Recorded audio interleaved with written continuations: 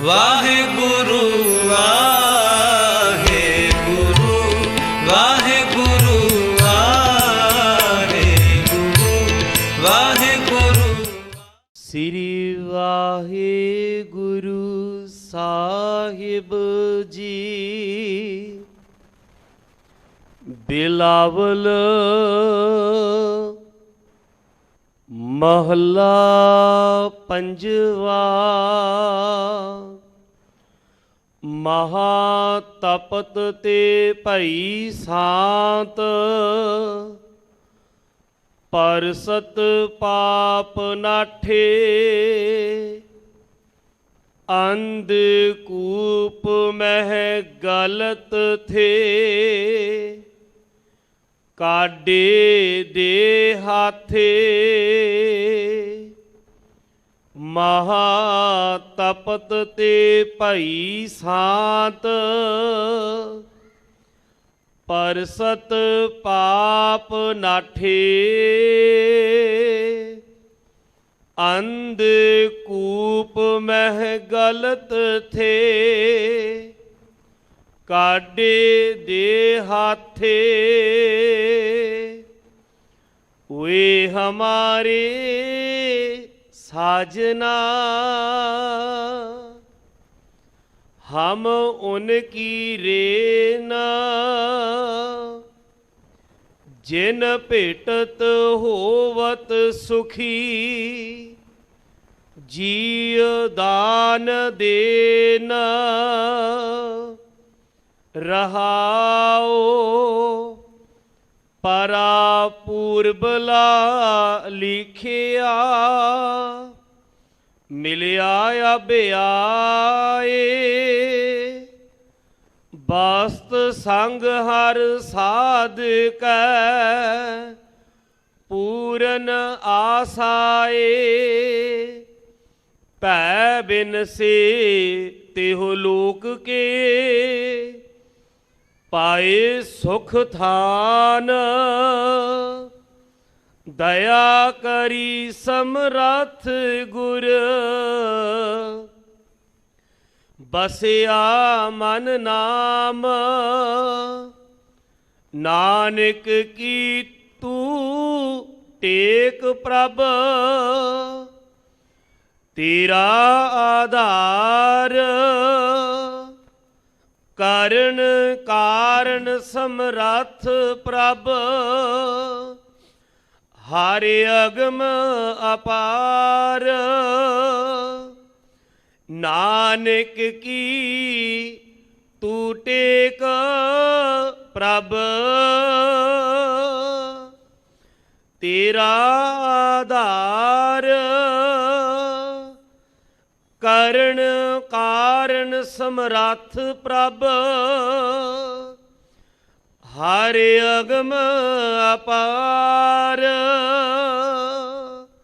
ਵਾਹਿਗੁਰੂ ਜੀ ਕਾ ਖਾਲਸਾ, ਵਾਹਿਗੁਰੂ ਜੀ ਕੀ ਫਤਿਹ। ਪਰਮ ਸਨਮਾਨਯੋਗ ਸਤਿਗੁਰਾਂ ਦੀ ਸਾਜੀ ਨਿਵਾਜੀ ਗੁਰੂ ਰੂਪ ਸਾਧ ਸੰਗਤ, ਵਡਭਾਗੇ ਹਾਂ ਨਿੱਤਾ ਪ੍ਰਤ ਦੀ ਤਰ੍ਹਾਂ ਸੱਚਖੰਡ ਸ੍ਰੀ ਹਰਿਮੰਦਰ ਸਾਹਿਬ ਜੀ ਤੋਂ ਆਏ ਹੋਏ ਮੁੱਖ ਵਾਕ ਦੀ ਵਿਚਾਰ ਸਰਵਣ ਕਰਨ ਵਾਸਤੇ ਸਤਿਗੁਰਾਂ ਦੀ ਪਾਵਨ ਹਜ਼ੂਰੀ ਅੰਦਰ ਬਿਰਤੀ ਜੋੜ ਕੇ ਬੈਠੇ ਹਾਂ। ਉੱਥੇ ਵੱਖ-ਵੱਖ ਚੈਨਲਾਂ ਦੇ ਮਾਧਿਅਮ ਰਾਹੀਂ ਦੇਸ਼ਾਂ ਵਿਦੇਸ਼ਾਂ ਵਿੱਚ ਬੈਠ ਕੇ ਸੰਗਤ ਸਤਿਗੁਰੂ ਸਾਹਿਬ ਜੀ ਦੀ ਕਿਰਪਾ ਦੀ ਪਾਤਰ ਬਣ ਰਹੀ ਹੈ। ਆਪ ਸਭ ਨੂੰ ਪਤਾ ਹੈ ਕਿ ਅੱਜ ਦਾ ਦਿਨ ਧੰਨ ਗੁਰੂ ਤੇਗ ਬਹਾਦਰ ਸਾਹਿਬ ਮਹਾਰਾਜ, ਭਾਈ ਸਾਹਿਬ ਭਾਈ ਮਤੀ ਦਾਸ ਜੀ, ਭਾਈ ਸਤੀ ਦਾਸ ਜੀ ਔਰ ਭਾਈ ਦਿਆਲਾ ਜੀ, ਉਹਨਾਂ ਦੀ ਸ਼ਹਾਦਤ ਦਾ ਦਿਨ ਹੈ। ਇਸ ਅਸਥਾਨ ਦੀ ਮਰਿਆਦਾ ਦੇ ਮੁਤਾਬਕ ਸਭ ਤੋਂ ਪਹਿਲਾਂ ਆਪਾਂ ਸੰਖੇਪ ਵਿੱਚ ਸੱਚਖੰਡ ਸ੍ਰੀ ਹਰਿਮੰਦਰ ਸਾਹਿਬ ਜੀ ਤੋਂ ਆਏ ਹੋਏ ਮੁੱਖ ਵਾਕ ਦੀ ਵਿਚਾਰ ਸਰਵਣ ਕਰਾਂਗੇ। ਉਪਰੰਤ ਰਹਿੰਦੇ ਸਮੇਂ ਵਿੱਚ ਇਤਿਹਾਸ ਔਰ ਜੇ ਸਤਿਗੁਰੂ ਸੱਚੇ ਪਾਤਸ਼ਾਹ ਨੇ ਕਿਰਪਾ ਕੀਤੀ ਤੇ ਫੇਰ ਲੜੀਵਾਰ ਸ਼ਬਦ ਦੀ ਵਿਚਾਰ ਵੀ ਹੋਵੇਗੀ। ਆਓ ਕਰੋ ਮਨੋਬਿਰਤੀਆਂ ਇਕਾਗਰ ਸਤਿਗੁਰੂ ਸੱਚੇ ਪਾਤਸ਼ਾਹ ਨੂੰ ਝੁਕਾਈਏ ਸੀਸ, ਅਦਬ ਤੇ ਸਤਕਾਰ ਸਹਿਤ ਆਖੋ ਜੀ ਸਤਨਾਮ ਸ਼੍ਰੀ ਵਾਹਿਗੁਰੂ ਸਾਹਿਬ ਜੀ। ਸਤਨਾਮ ਸ੍ਰੀ ਵਾਹਿਗੁਰੂ ਸਾਹਿਬ ਜੀ। ਬਿਲਾਵਲ ਮਹੱਲਾ ਪੰਜਵਾ। ਅੱਜ ਦਾ ਪਾਵਨ ਪਵਿੱਤਰ ਸ਼ਬਦ ਧੰਨ ਗੁਰੂ ਗ੍ਰੰਥ ਸਾਹਿਬ ਮਹਾਰਾਜ ਜੀ ਦੇ ਪਾਵਨ ਅੰਗ 813 ਤੇ ਪੰਚਮ ਪਾਤਸ਼ਾਹ ਧੰਨ ਗੁਰੂ ਅਰਜਨ ਦੇਵ ਮਹਾਰਾਜ ਸੱਚੇ ਪਾਤਸ਼ਾਹ ਜੀ ਵੱਲੋਂ ਬਿਲਾਵਲ ਰਾਗ ਵਿੱਚ ਉਚਾਰਨ ਕੀਤਾ ਹੋਇਆ ਹੈ। ਮਹਾ ਤਪਤ ਤੇ ਭਈ ਸਾਤ, ਪਰਸਤ ਪਾਪ ਨਾਠੇ। ਸਾਹਿਬ ਪਹਿਲੀ ਪੰਕਤੀ ਵਿੱਚ ਬਖਸ਼ਿਸ਼ ਕਰਦੇ ਨੇ ਕਿ ਸਭ ਤੋਂ ਵੱਡਾ ਜਿਹੜਾ ਤਪਸ਼ ਹੈ, ਸਭ ਤੋਂ ਵੱਡੀ ਤਪਸ਼ ਉਹ ਕੀ ਹੈ? ਵਕਾਰਾਂ ਦੀ ਤਪਸ਼। ਉਹਨੂੰ ਹਜੂਰ ਨੇ ਮਹਾ ਤਪਤ ਕਰਕੇ ਬਾਣੀ ਦੇ ਅੰਦਰ ਲਿਖਿਆ ਹੈ। ਯਾਦ ਰੱਖਣਾ ਸਾਧ ਸੰਗਤ, ਬਾਬਾ ਫਰੀਦ ਸਾਹਿਬ ਦਾ ਇੱਕ ਬੜਾ ਪਿਆਰਾ ਸ਼ਲੋਕ ਹੈ। ਆਮ ਕਰਕੇ ਇਹ ਸ਼ਲੋਕ ਲਿਖ ਕੇ ਲਾਇਆ ਹੁੰਦਾ ਹੈ ਤੇ ਨਾਲ ਕਈ ਵਾਰ ਬਾਬਾ ਫਰੀਦ ਜੀ ਦੀ ਸਾਨੂੰ ਤਸਵੀਰ ਵੀ ਦਿਖਾਈ ਦਿੰਦੀ ਹੈ, ਜਿਹਦੇ ਵਿੱਚ ਕਾਂ ਠੂੰਗੇ ਮਾਰ ਰਹੇ ਨੇ ਤੇ ਬਾਬਾ ਫਰੀਦ ਸਾਹਿਬ ਆਪਣੀਆਂ ਅੱਖਾਂ ਵੱਲ, ਆਪਣੇ ਨੇਤਰਾਂ ਵੱਲ ਦੋਵੇਂ ਉਂਗਲਾਂ ਕਰਕੇ ਇਹ ਕਹਿ ਰਹੇ ਨੇ ਕਿ ਕਾਗਾ ਕਰੰਗ ਢੰਡੋਲਿਆ, ਸਗਲਾ ਖਾਇਆ ਮਾਸ, ਇਹ ਦੋਏ ਨੈਣਾ ਮਤ ਛੂਹੋ ਪਰ ਦੇਖਣ ਕੀ ਆਸ, ਫਿਰ ਦੇਖਣ ਕੀ ਆਸ। ਪਰ ਯਾਦ ਰੱਖਣਾ ਅਸਲ ਦੇ ਵਿੱਚ ਉੱਥੇ ਉਹਨਾਂ ਦੁਨਿਆਵੀ ਕਾਵਾਂ ਨੂੰ ਬਾਬਾ ਫਰੀਦ ਸਾਹਿਬ ਨਹੀਂ ਇਹ ਬਚਨ ਕਹਿ ਰਹੇ। ਉਹ ਵਕਾਰ ਰੂਪੀ ਜਿਹੜੇ ਕਾਂ ਹਨ, ਜਿਹੜੇ ਕਾਂ ਠੂੰਗੇ ਮਾਰਦੇ ਨੇ ਤੇ ਅੰਦਰ ਤਪਸ਼ ਪੈਦਾ ਹੁੰਦੀ ਹੈ। ਕਦੇ ਕਾਮ ਦਾ ਠੂੰਗਾ ਵੱਜਦਾ ਹੈ, ਕਦੇ ਕ੍ਰੋਧ ਦਾ ਠੂੰਗਾ ਵੱਜਦਾ ਹੈ, ਕਦੇ ਲੋਭ ਮੋਹ ਤੇ ਹੰਕਾਰ ਦਾ ਠੂੰਗਾ ਵੱਜਦਾ ਹੈ।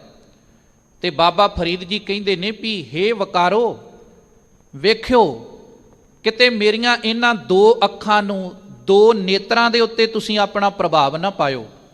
ਕਿਉਂਕਿ ਵਿਦਵਾਨਾਂ ਦਾ ਕਹਿਣਾ ਹੈ ਵੀ ਜੈਸੀ ਦ੍ਰਿਸ਼ਟੀ ਤੈਸੀ ਸ੍ਰਿਸ਼ਟੀ, ਕਿ ਜਦੋਂ ਵੀ ਬੰਦਾ ਵਕਾਰੀ ਬਣਦਾ ਹੈ, ਵਕਾਰਾਂ 'ਚ ਡੁੱਬਣ ਲੱਗਦਾ ਹੈ ਨਾ, ਤੇ ਸਭ ਤੋਂ ਪਹਿਲਾਂ ਜੋ ਅਸੀਂ ਆਪਣੀਆਂ ਅੱਖਾਂ ਨਾਲ ਵੇਖਦੇ ਹਾਂ ਉਦਾਂ ਦਾ ਹੀ ਬੰਦਾ ਸੰਸਾਰ ਦੇ ਅੰਦਰ ਕਰਮ ਕਰਦਾ ਹੈ। ਪਰਾਇਆ ਤਨ ਤੱਕਿਆ, ਗਲਤ ਪਾਸੇ ਖਿਆਲ ਗਿਆ ਤੇ ਉਦਾਂ ਦਾ ਹੀ ਮਨ ਵਿੱਚ ਵਿਚਾਰ ਬਣ ਗਿਆ। ਔਰ ਇਸ ਕਰਕੇ ਬਾਬਾ ਫਰੀਦ ਸਾਹਿਬ ਇਹ ਕਹਿ ਰਹੇ ਨੇ ਕਿ ਜਦੋਂ ਇਹ ਜਿਹੜੀਆਂ ਅੱਖਾਂ ਨੇ ਸਭ ਪਾਸੇ ਉਸ ਵਾਹਿਗੁਰੂ ਅਕਾਲ ਪੁਰਖ ਨਿਰੰਕਾਰ ਦੀ ਜੋਤ ਨੂੰ ਵੇਖਣਗੀਆਂ ਤੇ ਉਦੋਂ ਦੁਨੀਆ ਤੇ ਕੋਈ ਵੀ ਵਕਾਰ, ਕੋਈ ਵੀ ਤਪਸ਼ ਮੇਰੇ ਤੇ ਪ੍ਰਭਾਵ ਨਹੀਂ ਪਾ ਸਕਦੀ। ਤੇ ਇਸ ਪਵਿੱਤਰ ਸ਼ਬਦ 'ਚ ਵੀ ਮਹਾਰਾਜ ਕਹਿ ਰਹੇ ਨੇ ਕਿ ਮੈਂ ਸ਼ਾਂਤ ਹੋ ਗਿਆ, ਵਕਾਰਾਂ ਤੋਂ ਮੈਨੂੰ ਮੁਕਤੀ ਮਿਲ ਗਈ। ਕਦੋਂ? ਜਦੋਂ ਉਸ ਮਾਲਕ ਸਤਿਗੁਰੂ ਸੱਚੇ ਪਾਤਸ਼ਾਹ ਜੀ ਨੇ ਕਿਰਪਾ ਕੀਤੀ, ਉਹਦੇ ਚਰਨ ਭਾਵ ਕਿ ਉਹਦੇ ਸ਼ਬਦ ਮੇਰੀ ਜ਼ਿੰਦਗੀ ਦਾ ਆਧਾਰ ਬਣ ਗਏ। ਅੰਧਕੂਪ ਮਹਿ ਗਲਤ ਥੇ, ਕਾਡੇ ਦੇ ਹਾਥੇ। ਤੇ ਧੰਨ ਗੁਰੂ ਅਰਜਨ ਦੇਵ ਮਹਾਰਾਜ ਬਖਸ਼ਿਸ਼ ਕਰਦੇ ਨੇ ਵੀ ਗੁਰੂ ਏਡਾ ਬੇਅੰਤ ਹੈ ਤੇ ਗੁਰੂ ਦੀ ਸੰਗਤ ਕਰਨ ਵਾਲੇ ਏਡੇ ਬੇਅੰਤ ਹਨ ਕਿ ਜਦੋਂ ਅਸੀਂ ਵਕਾਰਾਂ ਰੂਪੀ ਖੂਹ ਵਿੱਚ ਡਿੱਗਦੇ ਹਨ, ਉਦੋਂ ਗੁਰੂ ਕਿਰਪਾ ਕਰਕੇ ਹੱਥ ਦੇ ਕੇ ਸਾਨੂੰ ਉਸ ਤੱਤੀ ਵਾਹ ਤੋਂ ਬਚਾ ਲੈਂਦਾ ਹੈ। ਆਪਾਂ ਬਾਣੀ 'ਚ ਬਚਨ ਪੜ੍ਹਦੇ ਹਾਂ, ਤਾਤੀ ਵਾਉ ਨਾ ਲਗਈ, ਪਾਰ ਬ੍ਰਹਮ ਸ਼ਰਨਾਈ, ਚੌਗਿਰਦ ਹਮਾਰੇ ਰਾਮ ਕਾਰ, ਦੁੱਖ ਲੱਗੇ ਨਾ ਭਾਈ। ਸਭ ਤੋਂ ਵੱਡਾ ਦੁੱਖ ਵਕਾਰਾਂ ਦੀ ਤਪਸ਼ ਦਾ ਹੈ ਤੇ ਜਦੋਂ ਗੁਰੂ ਨੇ ਬਾਹ ਫੜ ਕੇ ਇਸ ਕੁੰਭੀ ਨਰਕ ਵਿੱਚੋਂ ਬਾਹਰ ਕੱਢ ਲਿਆ ਨਾ, ਤੇ ਮਹਾਰਾਜ ਕਹਿੰਦੇ ਉਦੋਂ ਫਿਰ ਵਕਾਰਾਂ ਤੋਂ ਬਚਾਅ ਹੋ ਗਿਆ ਹੈ। ਓਏ ਹਮਾਰੇ ਸਾਜਨਾ, ਹਮ ਉਨਕੀ ਰੇਨਾ। ਜਿਹੜੇ ਗੁਰੂ ਦੀ ਸੰਗਤ ਵਿੱਚ ਆਉਂਦੇ ਨੇ ਜਾਂ ਗੁਰੂ, ਉਹ ਸਾਡਾ ਸਭ ਤੋਂ ਵੱਡਾ ਮਿੱਤਰ ਹੈ। ਤੇ ਸਤਿਗੁਰੂ ਗੁਰੂ ਅਰਜਨ ਦੇਵ ਮਹਾਰਾਜ ਬਖਸ਼ਿਸ਼ ਕਰਦੇ, ਅਸੀਂ ਉਸ ਗੁਰੂ ਦੀ ਚਰਨ ਧੂੜੀ ਜਿਹੜੀ ਉਹਨੂੰ ਆਪਣੇ ਮਸਤਕ ਤੇ ਲਾਉਂਦੇ ਹਾਂ। ਜਿਨ ਭੇਟਤ ਹੋਵਤ ਸੁਖੀ, ਜੀਅ ਦਾਨ ਦੇਨਾ। ਸੰਤਾਂ ਦੀ ਸੰਗਤ ਵਿੱਚ ਜਾਣ ਕਰਕੇ, ਵੀ ਜਿਨ੍ਹਾਂ ਨੇ ਗੁਰੂ ਦੀ ਸੰਗਤ ਕੀਤੀ ਹੈ, ਜਦੋਂ ਅਸੀਂ ਚੰਗੀ ਸੰਗਤ ਵਿੱਚ ਜਾਵਾਂਗੇ ਤੇ ਉੱਥੇ ਜਾ ਕੇ ਗੁਰੂ ਕਿਰਪਾ ਕਰਦਾ ਹੈ, ਬਖਸ਼ਿਸ਼ ਕਰਦਾ ਹੈ, ਇੱਕ ਦਾਨ ਦਿੰਦਾ ਹੈ। ਉਹ ਦਾਨ ਕਿਹੜਾ ਹੈ? ਸਭ ਤੋਂ ਵੱਡਾ ਦਾਨ ਜਿਹਦੇ ਬਾਰੇ ਅਸੀਂ ਬਾਣੀ ਦੇ ਵਿੱਚ ਵੀ ਪੜ੍ਹਦੇ ਹਾਂ, ਅਕਲੀ ਸਾਹਿਬ ਸੇਵੀਐ ਅਕਲੀ ਪਾਈਐ ਮਾਨ, ਅਕਲੀ ਪੜ੍ਹ ਕੇ ਬੁੱਝੀਐ ਅਕਲੀ ਕੀਚੈ ਦਾਨ। ਕਿ ਦਾਨ ਦੁਨਿਆਵੀ ਵੀ ਉਦੋਂ ਹੁੰਦਾ ਹੈ ਜਦੋਂ ਵਾਹਿਗੁਰੂ ਅਕਾਲ ਪੁਰਖ ਦੀ ਬਖਸ਼ਿਸ਼ ਹੋਵੇ, ਕਿਰਪਾ ਹੋਵੇ ਵੀ ਨਾਮ ਰੂਪੀ ਦਾਨ ਸਾਡੇ ਕੋਲ ਹੋਵੇ, ਕਿਉਂਕਿ ਫਿਰ ਜੁਗਤੀ ਆ ਜਾਂਦੀ ਹੈ ਨਾ। ਇਸ ਕਰਕੇ ਜਦੋਂ ਨਾਮ ਰੂਪੀ ਦਾਨ ਮਿਲ ਗਿਆ ਨਾ, ਤੇ ਸਤਿਗੁਰੂ ਗੁਰੂ ਅਰਜਨ ਦੇਵ ਮਹਾਰਾਜ ਸੱਚੇ ਪਾਤਸ਼ਾਹ ਜੀ ਬਖਸ਼ਿਸ਼ ਕਰਦੇ ਨੇ ਕਿ ਉਸ ਵੇਲੇ ਜਿਨ ਭੇਟਤ ਹੋਵਤ ਸੁਖੀ, ਅਸੀਂ ਸੁਖੀ ਹੋ ਜਾਂਦੇ ਹਾਂ। ਜਿਹੜਾ ਹਿਰਦਾ ਅੰਦਰੋਂ ਕਲਪਦਾ ਰਹਿੰਦਾ ਸੀ, ਉਸ ਹਿਰਦੇ ਦੇ ਵਿੱਚੋਂ ਵਕਾਰ ਦੂਰ ਹੋ ਜਾਂਦੇ ਨੇ। ਜੀ ਦਾਨ ਦੇਣ ਤੇ ਕਦੋਂ? ਜਦੋਂ ਉਹ ਗੁਰੂ ਕਿਰਪਾ ਕਰਕੇ ਸਾਨੂੰ ਨਾਮ ਰੂਪੀ ਦਾਨ ਬਖਸ਼ਿਸ਼ ਕਰਦਾ ਹੈ। ਰਹਾਉ ਵਿਸ਼ਰਾਮ ਦੇ ਕੇ ਸਤਿਗੁਰੂ ਸੱਚੇ ਪਾਤਸ਼ਾਹ ਫੇਰ ਸਮਝਾਉਂਦੇ ਹਨ। ਪਰਾ ਪੂਰਬ ਲਾ ਲਿਖਿਆ ਮਿਲਿਆ ਅਬ ਆਏ। ਕਹਿੰਦੇ ਗੁਰੂ ਨਾਲ ਮਿਲਣ ਕਰਕੇ ਕੀ ਹੋਇਆ ਕਿ ਸਾਡੇ ਭਾਗ ਜਾਗ ਪਏ ਤੇ ਸਤਿਗੁਰੂ ਸੱਚੇ ਪਾਤਸ਼ਾਹ ਮਹਾਰਾਜ ਨੇ ਬਖਸ਼ਿਸ਼ ਕੀਤੀ, ਉਸ ਅਕਾਲ ਪੁਰਖ ਵਾਹਿਗੁਰੂ ਨਾਲ ਮਿਲਾਪ ਹੋ ਗਿਆ। ਬਸਤ ਸੰਗ ਹਰ ਸਾਧ ਕੈ ਪੂਰਨ ਆਸਾਏ। ਤੋ ਸਾਹਿਬ ਜੀ ਫਿਰ ਬਖਸ਼ਿਸ਼ ਕਰਦੇ ਨੇ, ਬਸਤ ਸੰਗ ਹਰ ਸਾਧ ਕੈ। ਸਾਧ ਦਾ ਅਰਥ ਵੀ ਗੁਰੂ ਹੈ। ਯਾਦ ਰੱਖਣਾ ਸਾਧ ਸੰਗਤ ਕਿ ਸਮੁੱਚੇ ਸ਼ਬਦ ਦੇ ਅੰਦਰ ਧੰਨ ਗੁਰੂ ਅਰਜਨ ਦੇਵ ਮਹਾਰਾਜ ਸੱਚੇ ਪਾਤਸ਼ਾਹ ਜੀ ਗੁਰੂ ਨਾਲ ਜੁੜਨ ਕਰਕੇ ਕਿਹੜੀ ਅਵਸਥਾ ਪ੍ਰਾਪਤ ਹੁੰਦੀ ਹੈ। ਇੱਕ ਮਾਲਕ ਨੂੰ ਜਦੋਂ ਅਸੀਂ ਆਪਣੀ ਜ਼ਿੰਦਗੀ ਦਾ ਆਧਾਰ ਬਣਾਉਂਦੇ ਹਾਂ ਨਾ, ਤੇ ਉਸ ਵੇਲੇ ਅਸੀਂ ਇਹਨਾਂ ਵਕਾਰਾਂ ਦੀ ਤਪਸ਼ ਤੋਂ ਬਚ ਜਾਂਦੇ ਹਾਂ। ਭੱਟ ਸਾਹਿਬਾਨਾਂ ਨੇ ਜਦੋਂ ਗੁਰੂ ਸਾਹਿਬਾਨਾਂ ਦੀ ਸਿਫਤ ਕੀਤੀ ਨਾ, ਤੇ ਉਹਨਾਂ ਨੇ ਗੁਰੂ ਸਾਹਿਬ ਦੀ ਜ਼ਿੰਦਗੀ ਅੰਦਰ ਜੋ ਨਿੱਤਾ ਪ੍ਰਤ ਉਹਨਾਂ ਦਾ ਨੀਮ ਹੈ, ਉਹਦੀ ਵਿਚਾਰ ਬੜੇ ਪਿਆਰ ਨਾਲ ਸਾਨੂੰ ਦ੍ਰਿੜ ਕਰਵਾਈ ਹੈ। ਗੁਰੂ ਅਮਰਦਾਸ ਮਹਾਰਾਜ ਦੀ ਸਿਫਤ ਕਰਦੇ ਹਾਂ, ਕਿਵੇਂ ਸਤਿਗੁਰੂ ਗੁਰੂ ਅਮਰਦਾਸ ਮਹਾਰਾਜ ਉਸ ਅਕਾਲ ਪੁਰਖ ਵਾਹਿਗੁਰੂ ਇੱਕ ਨੂੰ, ਕਿਉਂਕਿ ਇੱਕ ਨੂੰ ਆਪਣੀ ਜ਼ਿੰਦਗੀ ਦਾ ਆਧਾਰ ਬਣਾਵਾਂਗੇ ਨਾ, ਤੇ ਅੱਜ ਦਾ ਪਵਿੱਤਰ ਸ਼ਬਦ ਧੰਨ ਗੁਰੂ ਅਰਜਨ ਦੇਵ ਮਹਾਰਾਜ ਬਖਸ਼ਿਸ਼ ਕਰਦੇ ਨੇ ਕਿ ਉਦੋਂ ਫਿਰ ਸਾਨੂੰ ਇਹਨਾਂ ਵਕਾਰਾਂ ਤੋਂ, ਇਹਨਾਂ ਬੁਰਾਈਆਂ ਤੋਂ ਮੁਕਤੀ ਜ਼ਰੂਰ ਮਿਲਦੀ ਹੈ। ਮਹਾਰਾਜ ਸਾਹਿਬ ਜੀ ਦੀ ਸਿਫਤ ਵਿੱਚ ਭੱਟ ਕਹਿੰਦੇ, ਤੈਂ ਪੜ੍ਹਿਓ ਇੱਕ ਮਨ ਧਰਿਓ ਇੱਕ। ਜਿਸ ਇੱਕ ਦੀ ਗੱਲ ਪਾਤਸ਼ਾਹ ਬਾਣੀ 'ਚ ਵਾਰ-ਵਾਰ ਕਹਿੰਦੇ, ਹੇ ਗੁਰੂ ਅਮਰਦਾਸ ਮਹਾਰਾਜ, ਤੁਸੀਂ ਆਪਣੀ ਜ਼ਿੰਦਗੀ ਵਿੱਚ ਪੜ੍ਹਿਆ ਤੇ ਇੱਕ ਨੂੰ ਹੀ ਪੜ੍ਹਿਆ, ਮਨ 'ਚ ਵਸਾਇਆ ਤੇ ਇੱਕ ਨੂੰ ਹੀ ਵਸਾਇਆ, ਇੱਕ ਨੂੰ ਹੀ ਧਰਿਆ। ਤੈ ਪੜ੍ਹਿਓ ਇੱਕ ਮਨ ਧਰਿਓ ਇੱਕ, ਕਰ ਇੱਕ ਪਛਾਣਿਓ। ਤੇ ਜੇ ਸੰਸਾਰ ਤੇ ਪਹਿਚਾਣ ਕੀਤੀ ਤੇ ਉਹ ਵੀ ਇੱਕ ਦੀ, ਗੁਰੂ ਨੂੰ ਮਿਲੇ ਤੇ ਗੁਰੂ ਨੇ ਉਸ ਇੱਕ ਮਾਲਕ ਅਕਾਲ ਪੁਰਖ ਵਾਹਿਗੁਰੂ ਨਾਲ ਜੁੜਨ ਦਾ ਰਸਤਾ ਦੱਸ ਦਿੱਤਾ। ਤੋ ਸਤਿਗੁਰੂ ਸੱਚੇ ਪਾਤਸ਼ਾਹ ਮਹਾਰਾਜ ਦੀ ਸਿਫਤ ਕਰਦੇ ਆ, ਭੱਟ ਸਾਹਿਬਾਨ ਕਹਿੰਦੇ ਨੇ, ਕਰ ਇੱਕ ਪਛਾਣਿਓ ਨੈਣ ਬੈਣ ਮੋਹ ਇੱਕ। ਕਿ ਇਹਨਾਂ ਅੱਖਾਂ ਨਾਲ ਵੀ ਤੁਸੀਂ ਇੱਕ ਨੂੰ ਹੀ ਸੰਸਾਰ ਦੇ ਵਿੱਚ ਵੇਖਿਆ। ਬੈਣ ਦਾ ਅਰਥ ਹੈ ਬਚਨ, ਕਿ ਆਪਣੀ ਰਸਨਾ ਤੋਂ ਜਿਹੜੇ ਬੋਲ ਕਹੇ ਉਹ ਵੀ ਇੱਕ ਪਰਮੇਸ਼ਰ ਵਾਹਿਗੁਰੂ ਦੀ ਸਿਫਤ ਸਲਾਹ ਵਿੱਚ ਹੀ ਕਹੇ। ਹੁਣ ਜਦੋਂ ਅੱਖਾਂ ਨਾਲ ਸਾਰੇ ਪਾਸੇ ਇੱਕ ਪਰਮੇਸ਼ਰ ਨੂੰ ਵੇਖਾਂਗੇ, ਆਪਣੀ ਰਸਨਾ ਨਾਲ ਇੱਕ ਦਾ ਨਾਮ ਲਵਾਂਗੇ, ਤੇ ਸਾਧ ਸੰਗਤ ਜੀ ਸਵਾਲ ਹੀ ਪੈਦਾ ਨਹੀਂ ਹੁੰਦਾ ਵੀ ਇਸ ਹਿਰਦੇ ਦੇ ਵਿੱਚ ਕੋਈ ਵਕਾਰ ਰਹਿ ਜਾਵੇ। ਫਿਰ ਸਾਨੂੰ ਕੋਈ ਬਗਾਨਾ ਨਜ਼ਰ ਨਹੀਂ ਆਵੇਗਾ, ਸਭ ਆਪਣੇ ਨਜ਼ਰ ਆਉਣਗੇ। ਤੇ ਉਹ ਅਵਸਥਾ ਬਣ ਜਾਵੇਗੀ, ਬਿਸਰ ਗਈ ਸਭ ਤਾਤ ਪਰਾਈ, ਜਬ ਤੇ ਸਾਧ ਸੰਗਤ ਮੋਏ ਪਾਈ, ਨਾ ਕੋ ਬੈਰੀ ਨਾ ਹੀ ਬਿਗਾਨਾ, ਸਗਲ ਸੰਗ ਹਮ ਕੋ ਬਨ ਆਈ। ਨੈਣ ਬੈਣ ਮੋਹ ਇੱਕ, ਇੱਕ ਦੋਹ ਠਾਏ ਨਾ ਜਾਣਿਓ। ਇੱਕ ਤੋਂ ਬਿਨਾ ਦੂਜੇ ਨੂੰ ਮਨ 'ਚ ਵਸਾਇਆ ਹੀ ਨਹੀਂ ਸੱਚੇ ਪਾਤਸ਼ਾਹ ਜੀ। ਫਿਰ ਅੱਗੇ ਕਿਹਾ ਸੁਪਨ ਇੱਕ। ਸੁਪਨਾ ਵੀ ਉਦਾਂ ਦਾ ਆਉਂਦਾ ਹੈ ਜਿੱਦਾਂ ਦੀ ਬੰਦੇ ਦੀ ਬਿਰਤੀ ਹੁੰਦੀ ਹੈ। ਸਮੁੱਚਾ ਸ਼ਬਦ ਵਕਾਰਾਂ ਦੇ ਉੱਤੇ, ਕਿ ਵਕਾਰਾਂ ਤੋਂ ਕਿਵੇਂ ਬਚਣਾ ਹੈ, ਤਪਸ਼ ਤੋਂ ਕਿਵੇਂ ਬਚਣਾ ਹੈ। ਯਾਦ ਰੱਖਣਾ, ਜੇ ਮਨ ਵਕਾਰੀ ਹੈ ਤੇ ਸਾਧ ਸੰਗਤ ਜੀ ਸੁਪਨੇ ਵੀ ਵਕਾਰਾਂ ਵਾਲੇ ਆਉਣਗੇ। ਜੇਕਰ ਮਨ ਲੋਭੀ ਹੈ ਤੇ ਸੁਪਨਾ ਵੀ ਇਸੇ ਤਰ੍ਹਾਂ ਦਾ ਲੋਭ ਵਾਲਾ ਆਵੇਗਾ।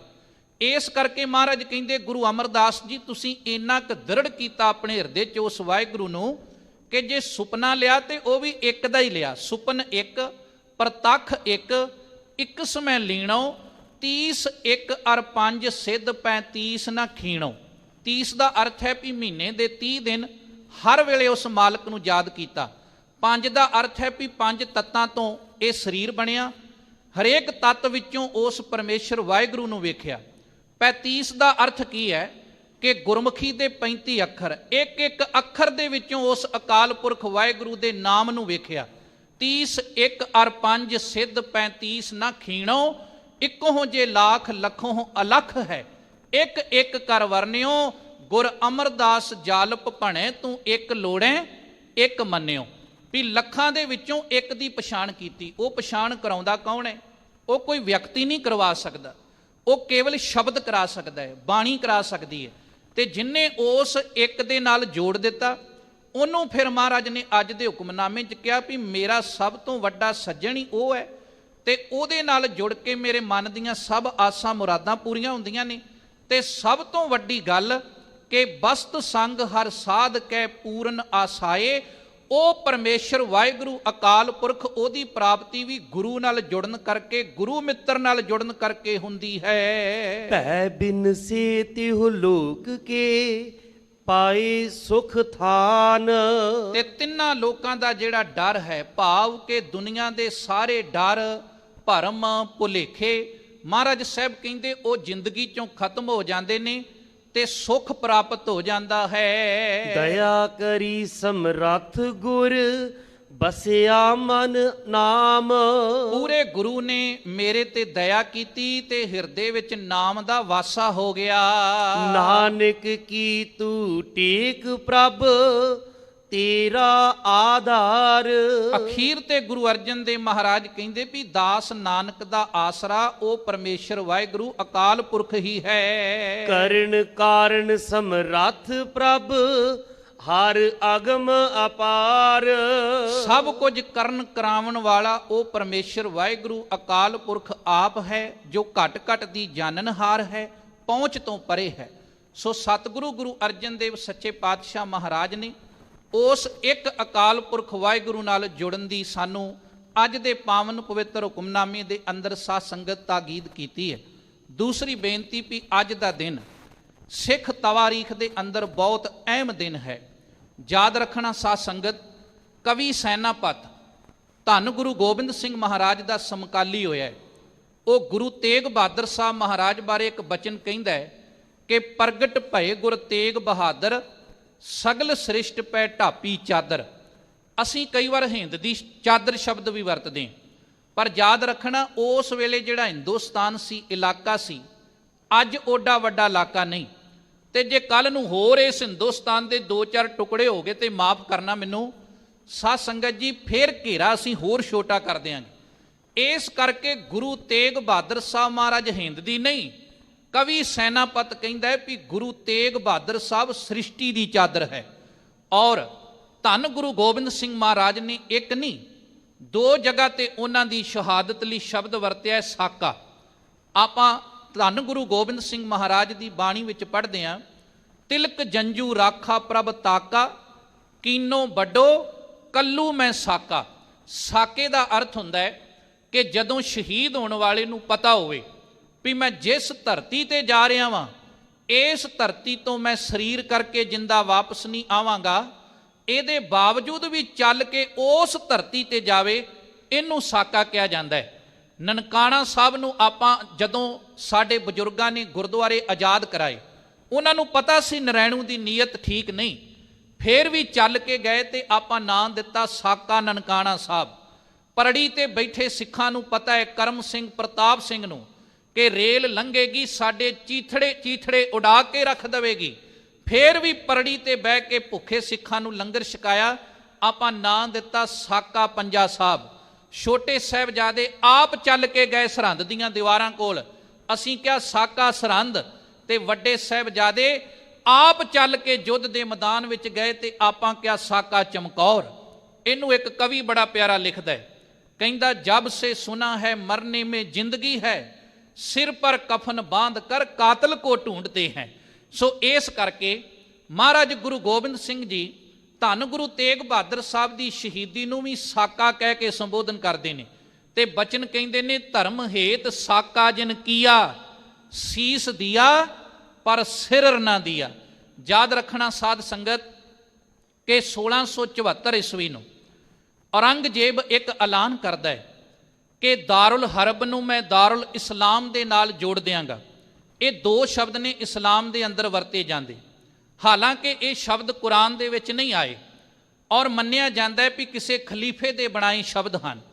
ਦਾਰੁਲ ਇਸਲਾਮ ਦਾ ਅਰਥ ਇਹ ਸੀ ਵੀ ਜਿੱਥੇ ਰਾਜ ਕਰਨ ਵਾਲਾ ਬਾਦਸ਼ਾਹ ਵੀ ਮੁਸਲਮਾਨ ਤੇ ਉਹਦੀ ਜਿੰਨੀ ਪ੍ਰਜਾ ਹੈ ਉਹ ਸਾਰੇ ਹੀ ਮੁਸਲਮਾਨ, ਉਹਦੇ ਅਹਿਲਕਾਰ ਵੀ ਮੁਸਲਮਾਨ, ਤੇ ਉਸ ਮੁਲਕ ਵਿੱਚ ਮੁਸਲਮਾਨਾਂ ਤੋਂ ਬਗੈਰ ਕੋਈ ਦੂਜਾ ਹੋ ਹੀ ਨਹੀਂ ਸਕਦਾ। ਇਹਨੂੰ ਕਿਹਾ ਜਾਂਦਾ ਇਸਲਾਮ ਵਿੱਚ ਦਾਰੁਲ ਇਸਲਾਮ। ਇੱਕ ਸ਼ਬਦ ਹੈ ਸਾਧ ਸੰਗਤ ਜੀ ਜਿਹਦਾ ਅਰਥ ਹੈ ਕਿ ਜਿੱਥੇ ਰਾਜ ਕਰਨ ਵਾਲਾ ਰਾਜਾ ਤਾਂ ਮੁਸਲਮਾਨ ਹੈ, ਦਾਰੁਲ ਹਰਬ ਕਰਕੇ ਜਿਹਨੂੰ ਕਿਹਾ ਜਾਂਦਾ ਹੈ ਕਿ ਰਾਜ ਕਰਨ ਵਾਲਾ ਰਾਜਾ ਤਾਂ ਮੁਸਲਮਾਨ ਹੈ, ਪਰ ਉਹਦੇ ਰਾਜ ਵਿੱਚ ਬਾਕੀ ਧਰਮਾਂ ਦੇ ਲੋਕ ਵੀ ਰਹਿੰਦੇ ਹਨ। ਹੁਣ ਇਹਨੇ ਤੁਹਾਇਆ ਕਰ ਲਿਆ 1674 ਈਸਵੀ ਨੂੰ ਕਿ ਮੈਂ ਇਸ ਪੂਰੇ ਹਿੰਦੁਸਤਾਨ ਦੀ ਧਰਤੀ ਨੂੰ ਦਾਰੁਲ ਹਰਬ ਤੋਂ ਦਾਰੁਲ ਇਸਲਾਮ ਵਿੱਚ ਕਨਵਰਟ ਕਰ ਦੇਣਾ ਹੈ, ਬਦਲ ਦੇਣਾ ਹੈ। ਔਰ ਸਾਧ ਸੰਗਤ ਇਹ ਇਦਾਂ ਦਾ ਕੱਟੜ ਤੇ ਜਾਹਲ ਕਿਸਮ ਦਾ ਵਿਅਕਤੀ ਸੀ ਔਰੰਗਜ਼ੇਬ, ਜਿਹੜਾ ਆਪਣੀ ਭੈਣ ਰੌਸ਼ਨ ਆਰਾ ਦਾ ਕਤਲ ਕਰਦਾ ਹੈ, ਜਿਹੜਾ ਆਪਣੇ ਭਰਾ ਦਾਰਾ ਤੇ ਮੁਰਾਦ ਦਾ ਕਤਲ ਕਰਦਾ ਹੈ, ਤੇ ਆਪਣੇ ਬਾਪ ਸ਼ਾਹਜਹਾਨ ਨੂੰ ਕੈਦਖਾਨੇ 'ਚ ਸਿੱਟ ਦਿੰਦਾ ਹੈ। ਔਰ ਸਾਧ ਸੰਗਤ ਇਹਦਾ ਮਤਲਬ ਕਿ ਇਹ ਸੱਚਮੁੱਚ ਹੀ ਜਾਹਲ ਤੇ ਕੱਟੜ ਕਿਸਮ ਦਾ ਵਿਅਕਤੀ ਸੀ। ਇਹਨੇ ਸ਼ੁਰੂਆਤ ਕੀਤੀ ਕਸ਼ਮੀਰ ਦੀ ਧਰਤੀ ਤੋਂ। ਤੇ ਕਸ਼ਮੀਰ ਨੂੰ ਕਿਉਂ ਚੁਣਿਆ? ਕਿਉਂਕਿ ਕਸ਼ਮੀਰ ਦੇ ਪੰਡਤ ਬਹੁਤ ਪੜ੍ਹੇ ਲਿਖੇ ਮੰਨੇ ਜਾਂਦੇ ਸਨ ਔਰ ਇਹਦਾ ਸੋਚਣਾ ਸੀ ਕਿ ਜੇ ਪੜ੍ਹਿਆ ਲਿਖਿਆ ਬੰਦਾ ਇਸਲਾਮ ਪ੍ਰਵਾਨ ਕਰ ਲਵੇਗਾ ਤੇ ਪੜ੍ਹੇ ਲਿਖੇ ਬੰਦੇ ਦੇ ਨਾਲ ਲੋਕ ਜੁੜੇ ਹੁੰਦੇ ਨੇ, ਉਹਦੇ ਨਾਲ ਲੋਕਾਂ ਨੂੰ ਇਸਲਾਮ ਦੇ ਵਿੱਚ ਲਿਆਉਣਾ ਸੌਖਾ ਹੋ ਜਾਂਦਾ ਹੈ।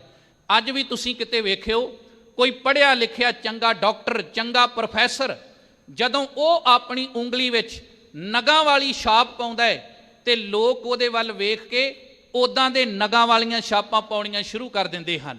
ਯਾਦ ਰੱਖਣਾ ਸਾਧ ਸੰਗਤ ਜੀ, ਇਹਦੀ ਸੋਚ ਸੀ ਵੀ ਇਹਨਾਂ ਨੂੰ ਸਭ ਤੋਂ ਪਹਿਲਾਂ ਇਸਲਾਮ ਦੇ ਦਾਇਰੇ 'ਚ ਲਿਆਂਦਾ ਜਾਵੇ। ਔਰ ਜਦੋਂ ਉਹਨੇ ਜ਼ੁਲਮ ਕਰਨਾ ਸ਼ੁਰੂ ਕੀਤਾ, ਸਭ ਤੋਂ ਪਹਿਲਾਂ ਗਵਰਨਰ ਲਾਇਆ ਸਫੀ ਖਾਨ ਨੂੰ, ਤਬਾਰਤ ਖਾਨ ਨੂੰ, ਫਿਰ ਤੀਸਰੇ ਨੰਬਰ ਤੇ ਇਹਨੇ ਇਫਤਿਆਰ ਖਾਨ ਨੂੰ ਉੱਥੋਂ ਦਾ ਗਵਰਨਰ ਲਾਇਆ ਕਸ਼ਮੀਰ ਦਾ। ਸਾਧ ਸੰਗਤ ਜੀ, ਹੁਣ ਜਦੋਂ ਉਹਨਾਂ ਤੇ ਸਖਤੀ ਹੋਣੀ ਸ਼ੁਰੂ ਹੋਈ ਤੇ ਸਾਰੇ ਕਸ਼ਮੀਰ ਦੇ ਪੰਡਤ ਇਕੱਠੇ ਹੋਏ ਤੇ ਕਿਰਪਾ ਰਾਮ ਦੇ ਕੋਲ ਪਹੁੰਚਦੇ ਹਨ। ਕਿਰਪਾ ਰਾਮ ਕੌਣ ਹੈ ਤੇ ਉਹਦੇ ਕੋਲ ਹੀ ਕਸ਼ਮੀਰ ਦੇ ਪੰਡਤ ਕਿਉਂ ਜਾਂਦੇ ਹਨ? ਮੈਂ ਛੋਟੀ ਜੀ ਘਟਨਾ ਕਹਿ ਕੇ ਮਹਾਰਾਜ ਦੀ ਸ਼ਹੀਦੀ ਵਾਲੇ ਪਾਸੇ ਵਾਪਸ ਆਉਣ ਦਾ ਯਤਨ ਕਰਾਂਗਾ। ਜਦੋਂ ਗੁਰੂ ਨਾਨਕ ਸਾਹਿਬ ਮਹਾਰਾਜ ਕਸ਼ਮੀਰ ਦੀ ਧਰਤੀ ਤੇ ਗਏ ਤੇ ਉੱਥੇ ਅੱਜ ਵੀ ਇੱਕ ਗੁਰਦੁਆਰਾ ਸਾਹਿਬ ਜੀ ਦਾ ਨਾਂ ਹੈ ਮਟਨ ਸਾਹਿਬ। ਇੱਥੋਂ ਦਾ ਇੱਕ ਪੁਜਾਰੀ ਸੀ, ਉੱਥੇ ਮੰਦਿਰ ਸੀ ਤੇ ਉਸ ਪੁਜਾਰੀ ਦਾ ਨਾਂ ਸੀ ਠਾਕਰ ਦਾਸ। ਠਾਕਰ ਦਾਸ ਦਾ ਅੱਗੋਂ ਪੁੱਤਰ ਸੀ ਜਿਹਦਾ ਨਾਂ ਸੀ ਬ੍ਰਹਮਦਾਸ। ਤੇ ਬ੍ਰਹਮਦਾਸ ਜਿਹੜਾ ਪੰਡਤ ਸੀ ਇਹ ਵਿਦਿਆ ਦਾ ਬਹੁਤ ਮਾਣ ਤੇ ਗਰੂਰ ਕਰਦਾ ਸੀ। ਆਪਣੇ ਗਲ 'ਚ ਸੂਤ ਦਾ ਜਨੇਊ ਪਾਇਆ ਤੇ ਇਹਨੇ ਸਾਧ ਸੰਗਤ ਜੀ ਵਿਦਿਆ ਦਾ ਬੜਾ ਗਰੂਰ ਕਰਨਾ। ਯਾਦ ਰੱਖਣਾ, ਬਾਣੀ ਕਹਿੰਦੀ ਹੈ ਜੇਤਾ ਪੜਿਆ ਤੇਤਾ ਕੜਿਆ। ਇਹਦਾ ਮਤਲਬ ਇਹ ਨਹੀਂ ਕਿ ਬੰਦੇ ਨੂੰ ਵਿਦਿਆ ਨਹੀਂ ਪੜ੍ਹਨੀ ਚਾਹੀਦੀ, ਪਰ ਜਿਹੜਾ ਵਿਦਿਆ ਪੜ੍ਹ ਕੇ ਵਿਦਿਆ ਦਾ ਗਰੂਰ ਕਰਦਾ ਹੈ ਉਹਨੂੰ ਗੁਰੂ ਦੀ ਬਾਣੀ ਕਹਿੰਦੀ ਪੜਿਆ ਮੂਰਖ ਆਖੀਐ ਜਿਸ ਲੱਭ ਲੋਭ ਅਹੰਕਾਰਾ।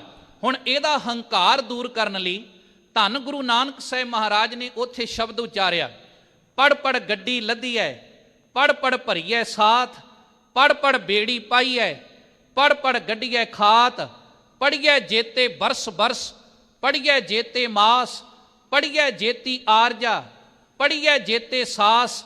ਮਹਾਰਾਜ ਨੇ ਕਿਹਾ ਕਿ ਬ੍ਰਹਮਦੱਤ ਕੀ ਹੋਇਆ ਵੀ ਬੰਦਾ ਪੜ ਪੜ ਕੇ ਗੱਡੀਆਂ ਲੱਦ ਲਵੇ? ਕੀ ਹੋਇਆ ਵੀ ਪੜ ਪੜ ਕੇ ਖਾਤੇ ਪੂਰੇ ਕਰ ਲਏ ਜਾਣ? ਕੀ ਹੋਇਆ ਕਿ ਬੰਦਾ ਸਾਰੀ ਉਮਰ ਪੜਦਾ ਰਵੇ, ਹਰੇਕ ਮਹੀਨੇ ਪੜਦਾ ਰਵੇ, ਮਹੀਨੇ ਗੁਜ਼ਰ ਜਾਣ, ਸਾਰੀ ਉਮਰ ਗੁਜ਼ਰ ਜਾਵੇ ਬੰਦੇ ਦੀ ਪੜਦਿਆਂ। ਪਰ ਮਹਾਰਾਜ ਨੇ ਉੱਥੇ ਇੱਕ ਗੱਲ ਕਹੀ ਸੀ ਕਿ ਨਾਨਕ ਲੇਖੈ ਇੱਕ ਗੱਲ ਹੋਰ ਹਉਮੈ ਝਖਣਾ ਝਾਖ, ਵੀ ਉੱਥੇ ਰੱਬ ਦੀ ਦਰਗਾਹ ਦੇ ਅੰਦਰ ਗੱਲ ਇੱਕ ਤੇ ਆ ਕੇ ਨਿਬੜਨੀ ਹੈ। ਜਦੋਂ ਇਹ ਬਚਨ ਕਿਹਾ ਉਹਨੇ ਆਪਣੇ ਗਲ 'ਚ ਪਿਆ ਜਨੇਊ ਉਤਾਰ ਦਿੱਤਾ ਤੇ ਧੰਨ ਗੁਰੂ ਨਾਨਕ ਸਾਹਿਬ ਮਹਾਰਾਜ ਦੀ ਸਿੱਖੀ ਧਾਰਨ ਕੀਤੀ। ਸਾਧ ਸੰਗਤ, ਇਸੇ ਬ੍ਰਹਮਦਾਸ ਦਾ ਅੱਗੋਂ ਪੁੱਤਰ ਹੋਇਆ ਜਿਹਦਾ ਨਾਂ ਸੀ ਰਾਮ ਨਰੈਣ ਦੱਤ। ਰਾਮ ਨਰੈਣ ਦੱਤ ਦਾ ਪੁੱਤਰ ਸੀ ਅੜੂ ਰਾਮ ਦੱਤ ਤੇ ਅੜੂ ਰਾਮ ਦੱਤ ਦਾ ਪੁੱਤਰ ਸੀ ਪੰਡਤ ਕਿਰਪਾ ਰਾਮ ਦੱਤ, ਜਿਹੜਾ ਸ਼ੇਖ ਬ੍ਰਹਮ ਦੱਤ ਭਾਵ ਕਿ ਪੰਡਤ ਬ੍ਰਹਮ ਦੱਤ ਦਾ ਰਿਸ਼ਤੇ 'ਚ ਪੜਪੋਤਾ ਲੱਗਦਾ ਹੈ ਕਿਰਪਾ ਰਾਮ ਦੱਤ।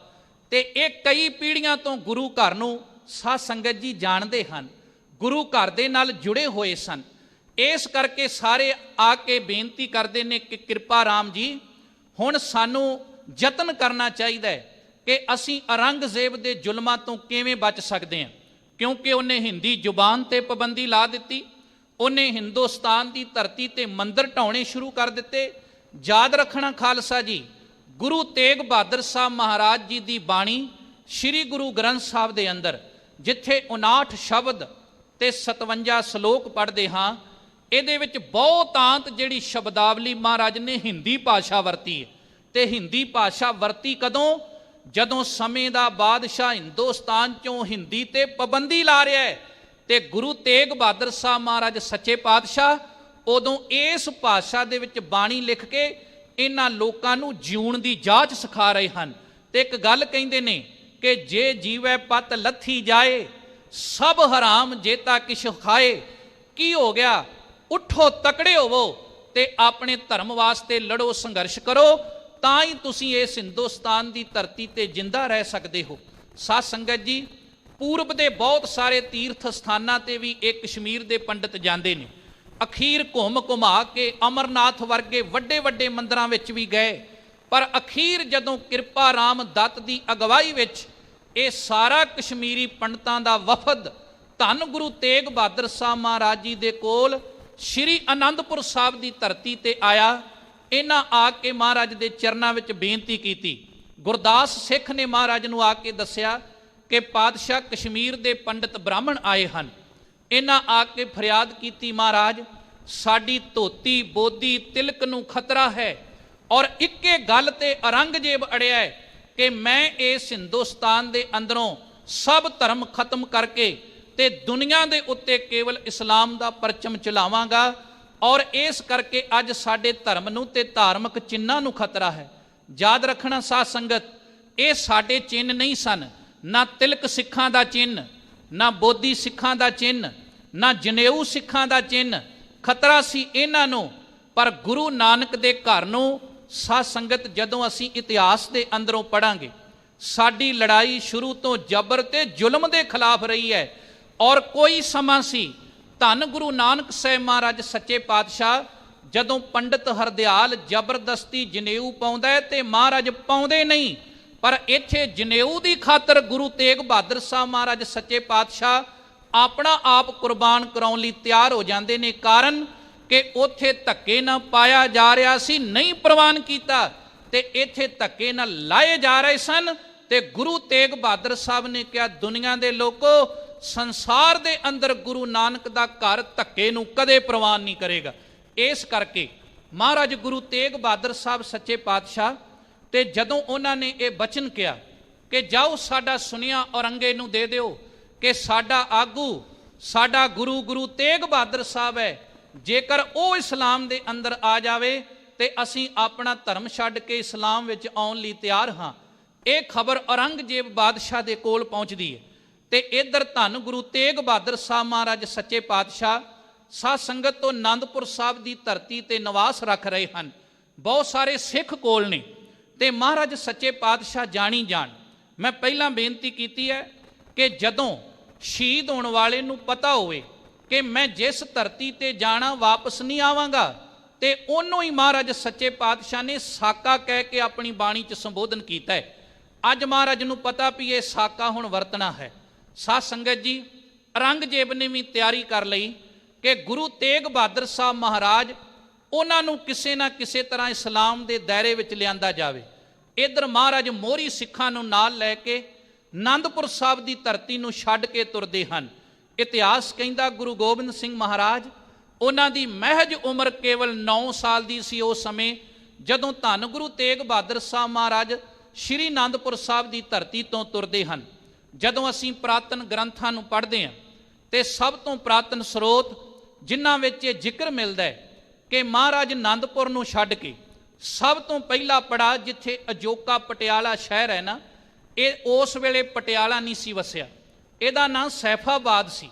ਇੱਥੇ ਸੈਫਦੀਨ ਕਰਕੇ ਇੱਕ ਪੀਰ ਰਹਿੰਦਾ ਸੀ। ਮਹਾਰਾਜ ਕੁਝ ਦਿਨ ਫਿਰ ਇਸ ਸੈਫਾਬਾਦ ਨਗਰ ਵਿੱਚ ਸਾਧ ਸੰਗਤ ਰੁਕਦੇ ਆ। ਇੱਥੋਂ ਮਹਾਰਾਜ ਸਮਾਣੇ ਦੀ ਧਰਤੀ ਤੇ ਜਾਂਦੇ ਆ। ਸਮਾਣੇ ਵੀ ਇੱਕ ਪਠਾਨ ਤੇ ਬਖਸ਼ਿਸ਼ ਕੀਤੀ। ਉਥੋਂ ਸਤਿਗੁਰੂ ਗੁਰੂ ਤੇਗ ਬਹਾਦਰ ਸਾਹਿਬ ਕਰਹਾਲੀ ਨਗਰ ਜਾਂਦੇ ਆ। ਅੱਜ ਵੀ ਉੱਥੇ ਗੁਰੂ ਘਰ ਬਣਿਆ ਹੋਇਆ ਮਹਾਰਾਜ ਦੀ ਯਾਦ ਵਿੱਚ। ਇੱਥੋਂ ਮਹਾਰਾਜ ਫਿਰ ਚੀਕੇ ਜਾਂਦੇ ਆ। ਚੀਕੇ ਤੋਂ ਸਾਧ ਸੰਗਤ ਜੀ ਸਤਿਗੁਰੂ ਸੱਚੇ ਪਾਤਸ਼ਾਹ ਜੀਂਦ ਧਮਧਾਨ ਹੁੰਦੇ ਹੋਏ ਬਹੁਤ ਸਾਰੇ ਨਗਰਾਂ ਵਿੱਚ ਭਰਮਣ ਕਰਕੇ ਆਗਰੇ ਦੀ ਧਰਤੀ ਤੇ ਪਹੁੰਚਦੇ ਹਨ।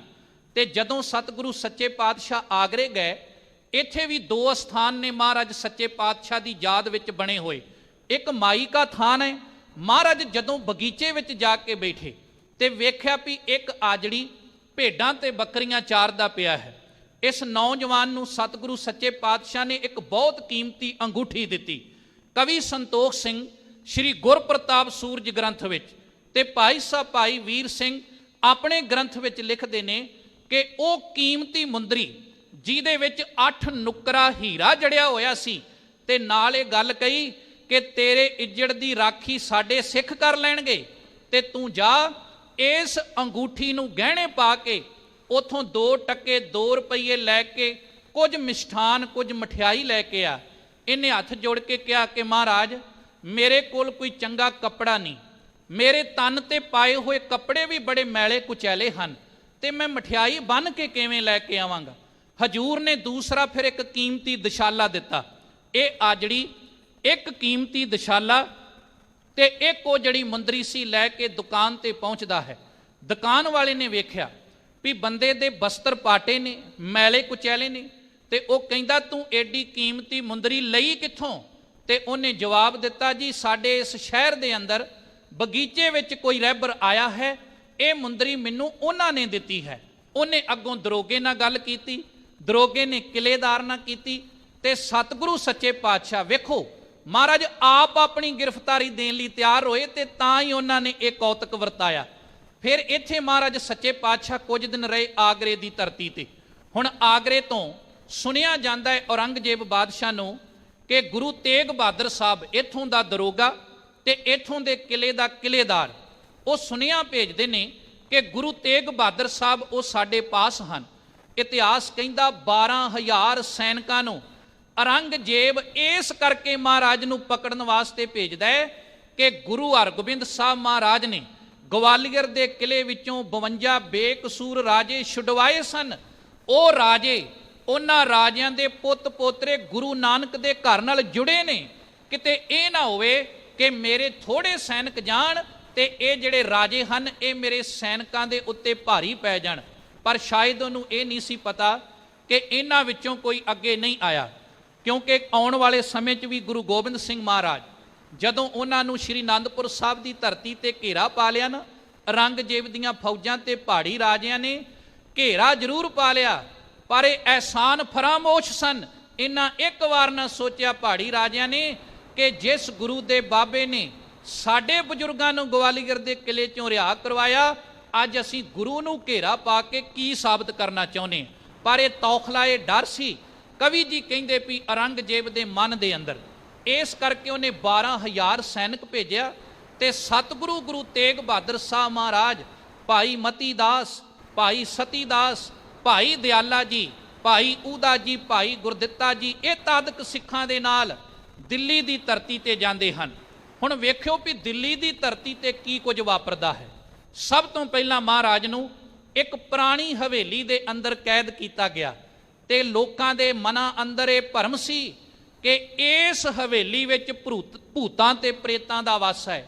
ਇੱਥੇ ਵੱਡੇ ਵੱਡੇ ਦੈਂਤ ਰਹਿੰਦੇ ਹਨ, ਪਰ ਜਿੱਥੇ ਬਾਬੇ ਨਾਨਕ ਦੀ 9ਵੀਂ ਜੋਤ ਦੇ ਚਰਨ ਪੈ ਗਏ, ਇਤਿਹਾਸ ਕਹਿੰਦਾ ਵੱਡੇ ਵੱਡੇ ਦੈਂਤ ਵੀ ਉਹਨਾਂ ਹਵੇਲੀਆਂ ਵਿੱਚ ਗੁਰੂ ਨਾਨਕ ਸਾਹਿਬ ਦੇ ਚਰਨਾਂ ਤੇ ਆ ਕੇ ਝੁਕ ਗਏ। ਕਿਉਂਕਿ ਗੁਰੂ ਤੇਗ ਬਹਾਦਰ ਕੋਲ ਨਾਮ ਹੈ ਤੇ ਬਾਣੀ ਦਾ ਇਹ ਬਚਨ ਹੈ, ਬ੍ਰਹਮ ਬਿੰਦੈ ਤਿਸ ਦਾ ਬ੍ਰਹਮਤ ਰਹੈ, ਏਕ ਸ਼ਬਦ ਲਿਵ ਲਾਏ, ਨਵ ਨਿਧੀ 18 ਸਿੱਧੀ ਪਿੱਛੇ ਲੱਗੀਆਂ ਫਿਰਹੇ, ਜੋ ਹਰ ਹਿਰਦੈ ਸਦਾ ਵਸਾਏ। ਇੱਥੇ ਬਹੁਤ ਸਾਰੇ ਕੌਤਕ ਕੀਤੇ ਗੁਰੂ ਤੇਗ ਬਹਾਦਰ ਸਾਹਿਬ ਮਹਾਰਾਜ ਨੇ। ਫਿਰ ਦੂਜੀ ਵਾਰ ਦਿੱਲੀ ਦੀ ਕੋਤਵਾਲੀ ਦੇ ਅੰਦਰ ਸਤਿਗੁਰੂ ਸੱਚੇ ਪਾਤਸ਼ਾਹ ਮਹਾਰਾਜ ਨੂੰ ਬੰਦ ਕਰ ਦਿੱਤਾ ਗਿਆ, ਔਰ ਸਾਧ ਸੰਗਤ ਇਹ ਵੀ ਇੱਕ ਤਸੀਹਾ ਸੀ। ਫਿਰ ਤੀਸਰਾ ਤਸੀਹਾ ਇਤਿਹਾਸ ਕਹਿੰਦਾ ਹੈ ਇੱਕ ਪਿੰਜਰਾ ਲੋਹੇ ਦਾ ਬਣਾਇਆ ਗਿਆ, ਔਰ ਉਹ ਜਿਹੜਾ ਪਿੰਜਰੇ ਦਾ ਲੋਹਾ ਸੀ ਨਾ, ਲੋਹੇ ਦਾ ਪਿੰਜਰਾ ਸੀ, ਉਹਦੇ ਵਿੱਚ ਉੱਪਰੋਂ ਵੀ ਸੂਏ ਲੱਗੇ ਹੋਏ ਨੇ ਕਿ ਜੇਕਰ ਅੰਦਰ ਵੜਿਆ ਮਨੁੱਖ ਕੋਈ ਵੀ ਉਹ ਸਿੱਧਾ ਖਲੋਣ ਦਾ ਯਤਨ ਕਰੇ ਤੇ ਉਹ ਸੂਏ ਸਿਰ ਵਿੱਚ ਖੁੱਭਦੇ ਸਨ, ਔਰ ਆਲੇ ਦੁਆਲੇ ਵੀ ਸੂਏ ਲੱਗੇ ਹੋਏ ਹਨ। ਮਹਾਰਾਜ ਸੱਚੇ ਪਾਤਸ਼ਾਹ ਨੂੰ ਇਹ ਤੀਸਰਾ ਤਸੀਹਾ ਦੇਣ ਵਾਸਤੇ ਉਸ ਪਿੰਜਰੇ 'ਚ ਬੰਦ ਕੀਤਾ ਗਿਆ। ਔਰ ਸਾਧ ਸੰਗਤ ਇੱਕੋ ਗੱਲ ਕਹੀ ਗਈ ਕਿ ਪਹਿਲੀ ਗੱਲ ਕਮਾਲੇ ਕਰਾਮਾਤ, ਜਾਂ ਤਾਂ ਗੁਰੂ ਤੇਗ ਬਹਾਦਰ ਸਾਹਿਬ ਜੀ ਕਰਾਮਾਤ ਵਿਖਾ ਦਿਓ। ਦੂਜੀ ਗੱਲ ਕਹੀ ਵੀ ਜਾਂ ਫਿਰ ਇਸਲਾਮ ਵਿੱਚ ਆ ਜਾਓ, ਤੇ ਤੀਸਰੀ ਗੱਲ ਕਹੀ ਨਹੀਂ ਤੇ ਤੁਹਾਨੂੰ ਇਸ ਦਿੱਲੀ ਦੇ ਚਾਂਦਨੀ ਚੌਂਕ ਅੰਦਰ ਸ਼ਹੀਦ ਕਰ ਦਿੱਤਾ ਜਾਵੇਗਾ। ਯਾਦ ਰੱਖਣਾ ਸਾਡੇ ਪ੍ਰਾਤਨ ਸਰੋਤਾਂ 'ਚ ਬਚਨ ਲਿਖਿਆ ਹੈ। ਮਹਾਰਾਜ ਗੁਰੂ ਤੇਗ ਬਹਾਦਰ ਸਾਹਿਬ ਕਹਿਣ ਲੱਗੇ, ਔਰੰਗਜ਼ੇਬ ਤੂੰ ਪਹਿਲੀ ਗੱਲ ਕਹੀ ਹੈ ਕਰਾਮਾਤ, ਜੇ ਮੈਂ ਕਰਾਮਾਤ ਵਿਖਾਉਂਦਾ ਹਾਂ ਤੇ ਮੇਰੇ ਇਸ ਧਰਮ ਦੀ ਆਤਮਿਕ ਮੌਤ ਹੁੰਦੀ ਹੈ। ਤੂੰ ਦੂਜੀ ਗੱਲ ਕਹੀ ਵੀ ਇਸਲਾਮ ਕਬੂਲ ਕਰ ਲਓ। ਗੁਰੂ ਤੇਗ ਬਹਾਦਰ ਸਾਹਿਬ ਦਿੱਲੀ ਦੀ ਧਰਤੀ ਤੇ ਕਹਿੰਦੇ ਨੇ, ਔਰੰਗਜ਼ੇਬ ਜੇ ਮੈਂ ਇਸਲਾਮ ਕਬੂਲ ਕਰਦਾ ਹਾਂ ਤੇ ਫਿਰ ਮੇਰੇ ਧਰਮ ਦੀ ਸਰੀਰਕ ਮੌਤ ਹੁੰਦੀ ਹੈ। ਯਾਦ ਰੱਖਣਾ ਕਰਾਮਾਤ ਵਿਖਾਉਣ ਨਾਲ ਆਤਮਿਕ ਮੌਤ, ਜੇਕਰ ਮੈਂ ਇਸਲਾਮ ਪ੍ਰਵਾਨ ਕਰਾਂ ਤਾਂ ਸਰੀਰਕ ਮੌਤ। ਤੇ ਮਹਾਰਾਜ ਨੇ ਕਿਹਾ ਜੇਕਰ ਮੈਂ ਆਪਣਾ ਆਪ ਕੁਰਬਾਨ ਕਰਵਾ ਦਿਆਂ ਇਸ ਦਿੱਲੀ ਦੀ ਚਾਂਦਨੀ ਚੌਂਕ ਦੀ ਧਰਤੀ ਤੇ, ਫਿਰ ਮੇਰੇ ਧਰਮ ਨੂੰ ਆਤਮਿਕ ਤੌਰ ਤੇ ਸਰੀਰਕ ਤੌਰ ਤੇ ਬਲ ਮਿਲਦਾ ਹੈ। ਇਸ ਕਰਕੇ ਨਾ ਮੈਂ ਕਰਾਮਾਤ ਪ੍ਰਵਾਨ ਕਰਾਂ ਨਾ ਮੈਂ ਇਸਲਾਮ ਪ੍ਰਵਾਨ ਕਰਾਂ।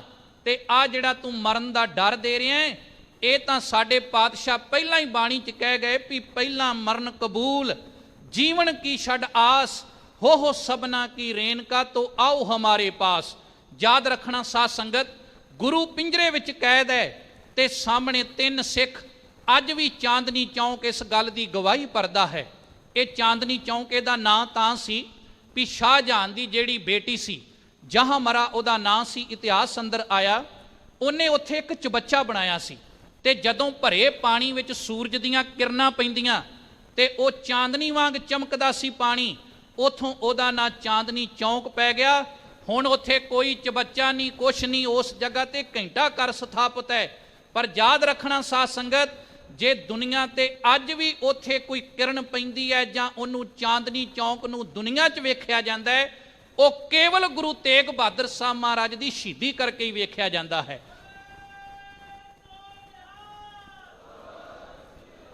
ਭਾਈ ਮਤੀ ਦਾਸ ਦੇ ਸਿਰ ਤੇ ਆਰਾ ਰੱਖਿਆ ਗਿਆ ਤੇ ਆਖਰੀ ਖਵਾਇਸ਼ ਪੁੱਛੀ, ਮਤੀ ਦਾਸਾ ਤੇਰੇ ਸਾਹਮਣੇ ਤੇਰਾ ਗੁਰੂ ਵੀ ਹੈ। ਇਧਰ ਮਤੀ ਦਾਸ ਦੇ ਸਿਰ ਤੇ ਆਰਾ ਰੱਖ ਕੇ ਕਿਹਾ, ਦੱਸ ਤੇਰੀ ਆਖਰੀ ਖਵਾਇਸ਼। 2 ਖਵਾਇਸ਼ਾਂ ਕਹੀਆਂ ਮਤੀ ਦਾਸ ਨੇ। ਕਹਿੰਦਾ ਪਹਿਲੀ ਖਵਾਇਸ਼ ਇਹ ਕਿ ਜਦੋਂ ਮੇਰੇ ਸਿਰ ਤੇ ਆਰਾ ਰੱਖੋਗੇ ਤੇ ਮੇਰਾ ਮੂੰਹ ਗੁਰੂ ਤੇਗ ਬਹਾਦਰ ਸਾਹਿਬ ਮਹਾਰਾਜ ਦੇ ਪਿੰਜਰੇ ਵੱਲ ਹੋਣਾ ਚਾਹੀਦਾ ਹੈ, ਕਿਉਂਕਿ ਨਾ ਮਤੀ ਦਾਸ ਨੇ ਜਿਉਂਦਿਆਂ ਗੁਰੂ ਨੂੰ ਪਿੱਠ ਦਿੱਤੀ ਤੇ ਨਾ ਹੀ ਮੈਂ ਸ਼ਹੀਦ ਹੋਣ ਵੇਲੇ ਆਪਣੇ ਗੁਰੂ ਨੂੰ ਪਿੱਠ ਦੇਣੀ ਚਾਹੁੰਦਾ ਹਾਂ। ਸਾਧ ਸੰਗਤ ਮੱਘਰ ਸੁਦੀ 5ਵੀਂ ਔਰ ਉਸ ਦਿਨ ਵੀਰਵਾਰ ਸੀ ਜਦੋਂ ਭਾਈ ਮਤੀ ਦਾਸ ਨੂੰ ਇਸ ਤਰੀਕੇ ਨਾਲ ਸਿਰ ਤੇ ਆਰਾ ਰੱਖ ਕੇ ਚੀਰਨ ਲੱਗੇ। ਪਹਿਲੀ ਖਵਾਇਸ਼ ਕਹੀ ਮੇਰਾ ਮੁੱਖ ਗੁਰੂ ਤੇਗ ਬਹਾਦਰ ਸਾਹਿਬ ਵੱਲ ਹੋਵੇ, ਤੇ ਦੂਜਾ ਬਚਨ ਕਿਹਾ ਵੇਖਿਓ ਕਿਤੇ ਜਿਹੜਾ ਚੀਰ ਹੈ ਟੇਢਾ ਨਾ ਪਾ ਦਿਓ, ਕਿਉਂਕਿ ਜਲਾਦਾਂ ਨੂੰ ਇਹ ਗੱਲ ਕਹੀ। ਇਹ ਵੀ ਯਾਦ ਰੱਖਣਾ ਕੀਮਤੀ ਬਾਤ ਹੈ ਕਿ ਜਲਾਦ ਵੀ ਇਸਲਾਮ ਵਿੱਚ 2 ਤਰ੍ਹਾਂ ਦੇ ਹੋਇਆ ਕਰਦੇ ਸਨ। ਇੱਕ ਆਮ ਜਲਾਦ ਤੇ ਜਿਹੜਾ ਧਾਰਮਿਕ ਪੁਰਸ਼ਾਂ ਜਾਂ ਰਹਿਬਰਾਂ ਨੂੰ ਸ਼ਹੀਦ ਕਰਨ ਵਾਲਾ ਜਲਾਦ ਸੀ, ਉਹਨੂੰ ਸੈਯਦ ਜਲਾਦ ਕਰਕੇ ਕਿਹਾ ਜਾਂਦਾ ਸੀ। ਇਹ ਮੁਹੰਮਦ ਸਾਹਿਬ ਦੀ ਬੇਟੀ ਬੀਬੀ ਫਾਤਮਾ, ਉਹਦੇ ਪਰਿਵਾਰ ਤੋਂ ਅੱਗੋਂ ਫਿਰ ਸੈਯਦ ਜਿਹੜਾ ਖਾਨਦਾਨ ਇਹ ਚੱਲਦਾ ਹੈ। ਇਹੀ ਕਾਰਨ ਹੈ ਕਿ ਜਿਨ੍ਹਾਂ ਛੋਟੇ ਸਾਹਿਬਜ਼ਾਦਿਆਂ ਨੂੰ ਸ਼ਹੀਦ ਕੀਤਾ, ਜ਼ਿਬਾ ਕੀਤਾ, ਉਹ ਵੀ ਸੈਯਦ ਸ਼ਾਸਲ ਤੇ ਬਾਸ਼ਲ ਬੇਗ। ਜਿਨ੍ਹਾਂ ਬੰਦਾ ਸਿੰਘ ਬਹਾਦਰ ਨੂੰ ਸ਼ਹੀਦ ਕੀਤਾ ਦਿੱਲੀ ਦੀ ਧਰਤੀ ਤੇ, ਉਹ ਵੀ ਸਾਧ ਸੰਗਤ ਸੈਯਦ ਅਮੀਨ ਖਾਨ। ਤੇ ਜਿਸ ਕਾਜੀ ਨੇ ਚਿੱਟਾ ਝੰਡਾ ਲੈ ਕੇ ਜਿਹੜਾ ਵਲੀ ਹਸਨ ਆਨੰਦਪੁਰ ਸਾਹਿਬ ਦੀ ਧਰਤੀ ਤੇ ਔਰੰਗਜ਼ੇਬ ਭੇਜਦਾ ਹੈ, ਇਹ ਵੀ ਸੈਯਦ ਵਲੀ ਹਸਨ। ਤੇ ਇਧਰ ਜਿਹੜਾ ਜਲਾਦ ਗੁਰੂ ਤੇਗ ਬਹਾਦਰ ਸਾਹਿਬ ਨੂੰ ਕਤਲ ਕਰਨ ਲਈ ਅੱਗੇ ਆਉਂਦਾ ਹੈ, ਇਹ ਵੀ ਸੈਯਦ ਜਲਾਲੂਦੀਨ। ਧਾਰਮਿਕ ਪੁਰਸ਼ਾਂ ਵਾਸਤੇ ਜਲਾਦ ਸੈਯਦ ਕਿਉਂ ਮੁਕਰਰ ਕੀਤੇ ਜਾਂਦੇ ਸਨ, ਇਹਦਾ ਵੀ ਇੱਕ ਕਾਰਨ ਸੀ ਕਿ ਜੇ ਕਿਤੇ ਮੌਤ ਵੇਖ ਕੇ ਕੋਈ ਧਾਰਮਿਕ ਵਿਅਕਤੀ ਇਹ ਕਵੇ ਕਿ ਮੈਂ ਇਸਲਾਮ ਪ੍ਰਵਾਨ ਕਰਨ ਲਈ ਤਿਆਰ ਹਾਂ, ਤੇ ਇਸਲਾਮ ਦਾ ਕਾਨੂੰਨ ਸੀ ਉਹਨਾਂ ਗੈਰ ਮੁਸਲਮਾਨਾਂ ਨੂੰ ਮੁਸਲਮਾਨਾਂ 'ਚ ਲਿਆਉਣ ਵਾਸਤੇ ਕੇਵਲ ਸੈਯਦ ਹੀ ਮਰਜ਼ਾਦਾ ਨਿਭਾ ਸਕਦੇ ਸਨ। ਇਸ ਕਰਕੇ ਉੱਥੇ ਸੈਯਦ ਜਿਹੜੇ ਜਲਾਦ ਸਨ ਉਹ ਮੁਕਰਰ ਕੀਤੇ ਗਏ। ਤੇ ਮਤੀ ਦਾਸ ਨੇ ਇੱਕ ਬਚਨ ਕਿਹਾ ਕਿ ਜਲਾਦਾ ਇਹ ਜਿਹੜਾ ਮੇਰੇ ਸਿਰ ਤੇ ਰੱਖਿਆ ਆਰਾ ਹੈ, ਇਹਦਾ ਚੀਰ ਕਿਤੇ ਟੇਢਾ ਨਾ ਪੈ ਜਾਵੇ ਕਿ ਕੱਲ ਨੂੰ ਆਉਣ ਵਾਲੇ ਸਮੇਂ 'ਚ ਇਤਿਹਾਸ ਲਿਖਿਆ ਜਾਵੇਗਾ, ਜਾਂ ਕਿਤੇ ਮੇਰਾ ਗੁਰੂ ਇਹ ਨਾ ਕਵੇ ਕਿ ਵੇਖੋ ਮਤੀ ਦਾਸ ਦੇ ਸਿਰ ਤੇ ਜਦੋਂ ਆਰਾ ਰੱਖ ਕੇ 2 ਫਾੜ ਕੀਤਾ ਤੇ ਸ਼ਾਇਦ ਇਹਨੂੰ ਤਕਲੀਫ ਹੋਈ, ਸ਼ਾਇਦ ਇਹਦੇ ਤੋਂ ਦੁੱਖ ਨਾ ਜਰਿਆ ਗਿਆ, ਇਸ ਕਰਕੇ ਚੀਰ ਟੇਢਾ ਪੈ ਗਿਆ। ਮਾਨੋ ਉਹਨੇ ਹੱਥ ਜੋੜ ਕੇ ਬੇਨਤੀ ਕੀਤੀ, ਕਰਵਤ ਭਲਾ ਨਾ ਕਰਵਟ ਤੇਰੀ, ਲਾਗ ਗਲੇ ਸੁਣ ਬੇਨਤੀ ਮੇਰੀ, ਹੋਂ ਵਾਰੀ ਮੁਖ ਫੇਰ ਪਿਆਰੇ, ਕਰਵਟ ਦੇ ਮੋਹ ਕੋ ਕਾਹੇ ਕੋ ਮਾਰੇ।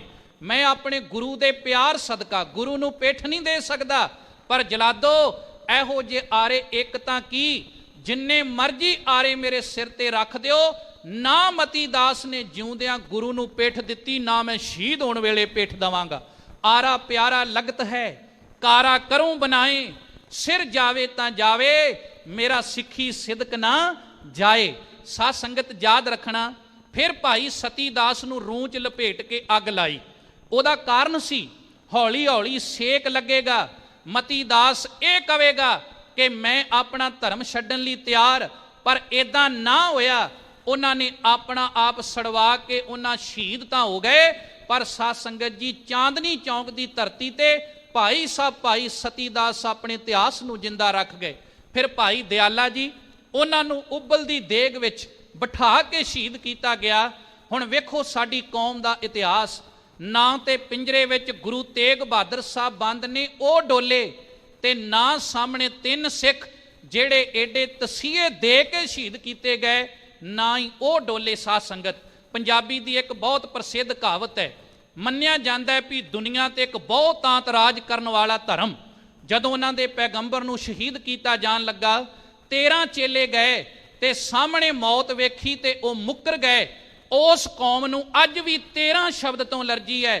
ਚੰਡੀਗੜ੍ਹ ਬਣਾਇਆ ਤੇ 12 ਤੋਂ ਬਾਅਦ 13 ਸੈਕਟਰ ਨਹੀਂ ਬਣਾਇਆ, 14 ਬਣਾਇਆ।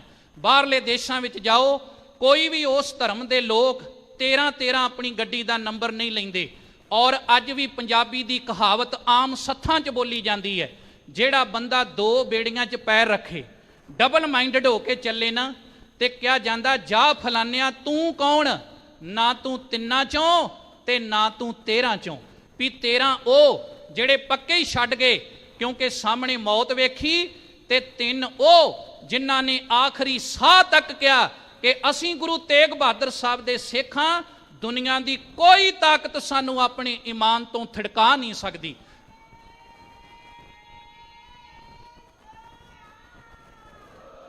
ਅੱਜ ਯਤਨ ਕਰੀਏ ਸਾਧ ਸੰਗਤ, ਬਾਨਾ ਹੈ ਤੇ 3 ਚੋਂ ਬਾਨਾ ਹੈ ਕਿ ਹਰ ਵੇਲੇ ਗੁਰੂ ਦੇ ਅੰਗ ਸੰਗ ਰਹਿ ਕੇ, ਗੁਰ ਮੇਰੇ ਸੰਗ ਸਦਾ ਹੈ ਨਾਲੇ, ਸਿਮਰ ਸਿਮਰ ਤਿਸ ਸਦਾ ਸਮਾਲੇ ਦੇ ਸਿਧਾਂਤ ਦੇ ਧਾਰਨੀ ਬਣ ਕੇ ਜੀਵੀਏ। ਖੈਰ, ਜਲਾਦ ਸੈਯਦ ਜਲਾਲੂਦੀਨ ਆਇਆ ਤੇ ਉਹਨੇ ਆ ਕੇ ਗੁਰੂ ਤੇਗ ਬਹਾਦਰ ਸਾਹਿਬ ਮਹਾਰਾਜ ਨੂੰ ਆਪਣੀ ਤੇਗ ਵਿਖਾਈ। ਔਰੰਗਜ਼ੇਬ ਨੂੰ ਸੰਬੋਧਨ ਹੋ ਕੇ ਗੁਰੂ ਤੇਗ ਬਹਾਦਰ ਸਾਹਿਬ ਨੇ ਇੱਕ ਬਚਨ ਕਿਹਾ, ਜਿਹਨੂੰ ਸਾਡਾ ਇੱਕ ਕਵੀ ਗੁੰਚਾ ਆਪਣੀ ਰਚਨਾ 'ਚ ਬੜਾ ਪਿਆਰਾ ਲਿਖਦਾ ਹੈ। ਉਹ ਕਹਿੰਦਾ, ਮੈਂ ਹਾਂ ਤੇਗ ਤੇ ਕੱਢ ਲੈ ਤੇਗ ਤੂੰ ਵੀ। ਚਾਂਦਨੀ ਚੌਂਕ 'ਚ ਅੱਜ ਦੇ ਦਿਨ ਗੁਰੂ ਤੇਗ ਬਹਾਦਰ ਸਾਹਿਬ ਔਰੰਗਜ਼ੇਬ ਨੂੰ ਕਹਿ ਰਹੇ ਨੇ, ਕਹਿੰਦੇ ਮਹਾਰਾਜ ਮੈਂ ਹਾਂ ਤੇਗ ਤੇ ਕੱਢ ਲੈ ਤੇਗ ਤੂੰ ਵੀ, 1 2 ਨਹੀਂ ਪਰਖ ਲੈ 100 ਤੇਗਾਂ, ਮੈਨੂੰ ਲਕਬ ਹੈ ਤੇਗ ਬਹਾਦਰੀ ਦਾ, ਮੇਰੇ ਸਾਵੇਂ ਨਹੀਂ ਸਕਦੀਆਂ ਖਲੋ ਤੇਗਾਂ। ਤੇ ਮਹਾਰਾਜ ਨੇ ਕਿਹਾ, ਮੈਂ ਜੰਮਦਿਆਂ ਤੇਗਾਂ ਦੀ ਛਾਂ ਮਾਣੀ, ਮੇਰੇ ਬਾਪ ਨੇ ਪਹਿਨੀਆਂ 2 ਤੇਗਾਂ, ਮੇਰੇ ਪਿਤਾ ਦੀ ਅਣਖ ਬਹਾਦਰੀ ਤੇ ਰਿਆ ਪਰਖਦਾ ਤੇਰਾ ਪਿਓ ਤੇਗਾਂ। ਤੇ ਮਹਾਰਾਜ ਨੂੰ ਮਾਣ ਸੀ ਆਪਣੇ ਵਿਰਸੇ ਤੇ। ਉਹਨਾਂ ਫਿਰ ਅੱਗੇ ਇੱਕ ਬਚਨ ਕਿਹਾ, ਕਹਿਣ ਲੱਗੇ, ਹੁਣ ਵੀ ਵੇਖੀ ਤੂੰ ਆਉਂਦੇ ਭਵਿੱਖ ਅੰਦਰ, ਮੇਰੇ ਪੁੱਤ ਨੇ ਵਾਉਣੀਆਂ ਉਹ ਤੇਗਾਂ, ਉਹਦੀ ਤੇਗ ਚੋਂ ਜਿਹੜੀ ਤੇਗ ਨਿਕਲੂ, ਲੱਖਾਂ ਲਹੂ ਉਹ ਤੇਰੀਆਂ ਖੋ ਤੇਗਾਂ।